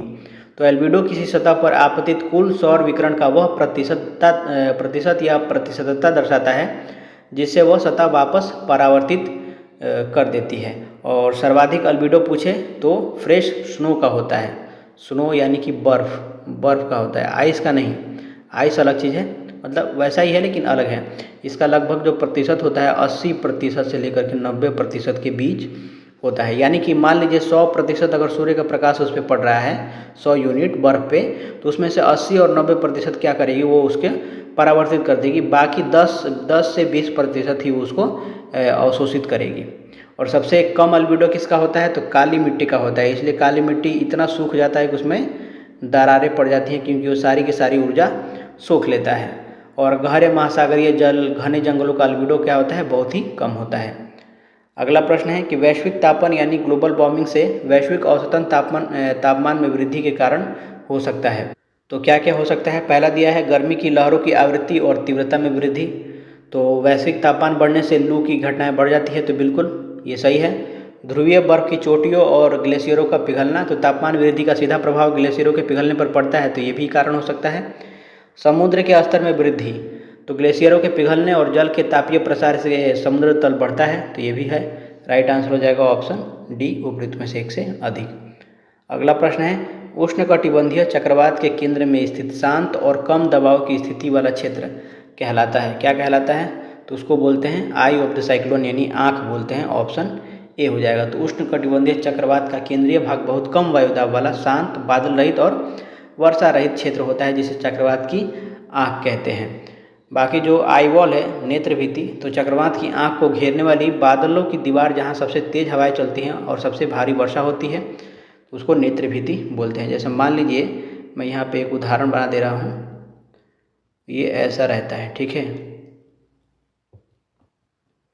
और ये बहुत ही तेज़ी से इधर हवाएं चल रही होती हैं, इधर से बहुत तेज़ी से हवाएं चल रही होती हैं। यहाँ का जो आकाश है ये लगभग एकदम साफ होता है।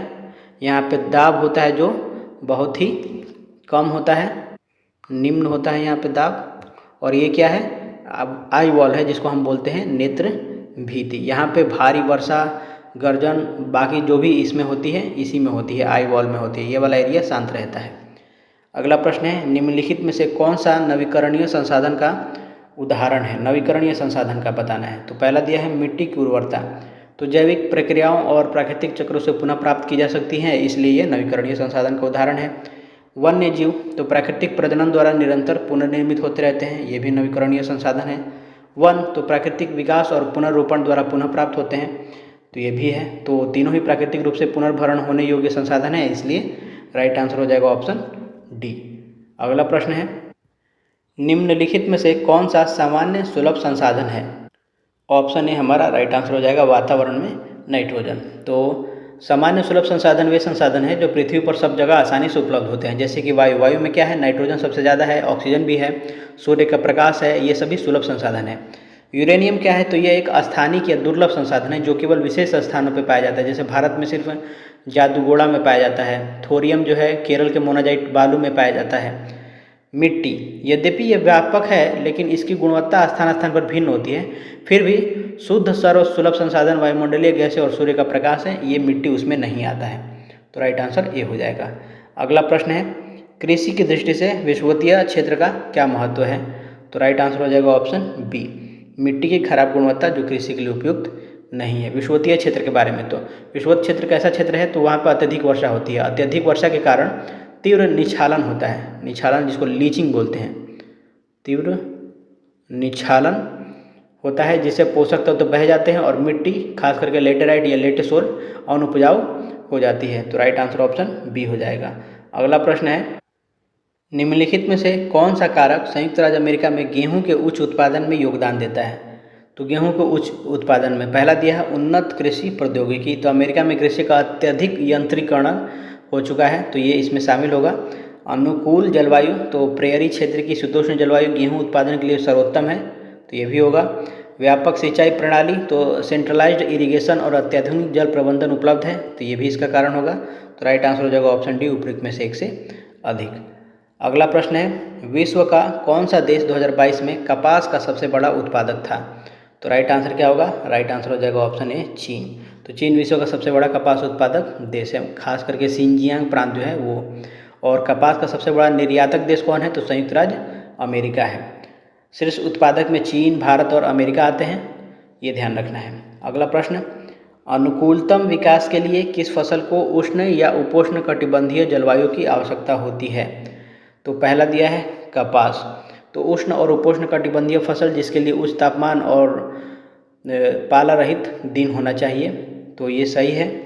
दूसरा गन्ना, तो पूर्णतः उष्ण और उपोष्ण कटिबंधीय फसल है जिसे उच्च तापमान और अधिक वर्षा की आवश्यकता होती है, तो बिल्कुल ये भी इसमें शामिल होगा।